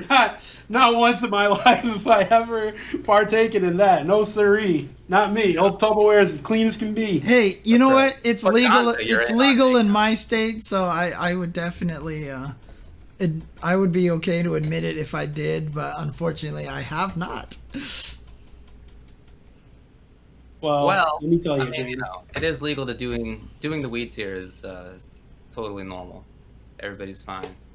yeah, I don't live in one of those legalized states yet. Ah, you will. Probably. Okay, that's it. That's all I got We did for it. the mailbag. Congratulations, everybody. I'm gonna go check out. We didn't have a Casmer question this time. No. Casper's busy editing all the videos we're sending him. Just for thousands of videos. A bong adapter. I have, you joke, but I have seen people whose joysticks have ashtrays on them. Yeah. Mm-hmm. Yeah. Yeah. I have seen that. All right, that's it. I realize now that we did not talk about game news, such as there's a new KOF character announced. There was actually a really significant right. patch in MK11. But we're not going to do that now. It's too late. Too late for that. So we're going to do that next dude, time. Samurai Showdown was announced for Steam. Wow. Like anybody cares at this point. Yeah, man, I'll buy this 2-year-old game for full price and then pay for all the DLC. Dude, that's what I know I'm- that I can't play it online. That's what everybody says. If they don't, if this is not some comprehensive edition, and you're expected to pay $120 for all the content on Steam, good luck with that one, dude. Good luck. And it's with coming that out the same week as Guilty Gear Strive. They're gonna sell 3 copies on Steam. No one wants that shit. Get out of here. We're playing Bummer. Strive. Moving on. All right. You heard it from the man. one. All right. So I'm not going to be here for the next 2 Tuesday shows. I'm going to be traveling in North Carolina for family stuff. And then we're going to be moving. I'm moving to a new apartment 5 blocks away. And on actually the same street where I currently live. But I am going to be moving. So that's going to be on June 1st. It's our actual moving date, which is Tuesday. So bummer of the time. But yeah, I'm not going to be here for a little while. Okay. But these 2 fellas are going to be continuing things in my stead. Sure. Big grins on your faces. You guys look rare to do that. James and I have been on a podcast before. So I know you guys will be good. We've Yeah. done that, man. I'm just trying. I just like thinking about Lucia changes right now, dude. All right. James, I've somewhere seen else. James's eyes wandering. He's been reading all the patches. I don't know what you're Absolutely. talking about, Absolutely. dude. I have no All right, idea. let's burn him and get out of here. I got all work right, to do all already. right, all right. Okay. All right, okay. guys. I got Heard to pack. I'm sitting surrounded by huge boxes. Oh, Miles just came. Hey, Miles. Baby. That's a good boy. Yeah. Also, Please yeah, give Nathan a celebratory gloving for me. yeah. Glad that Nathan is home already. So I'm glad. So, alrighty. Bird, bird, bird.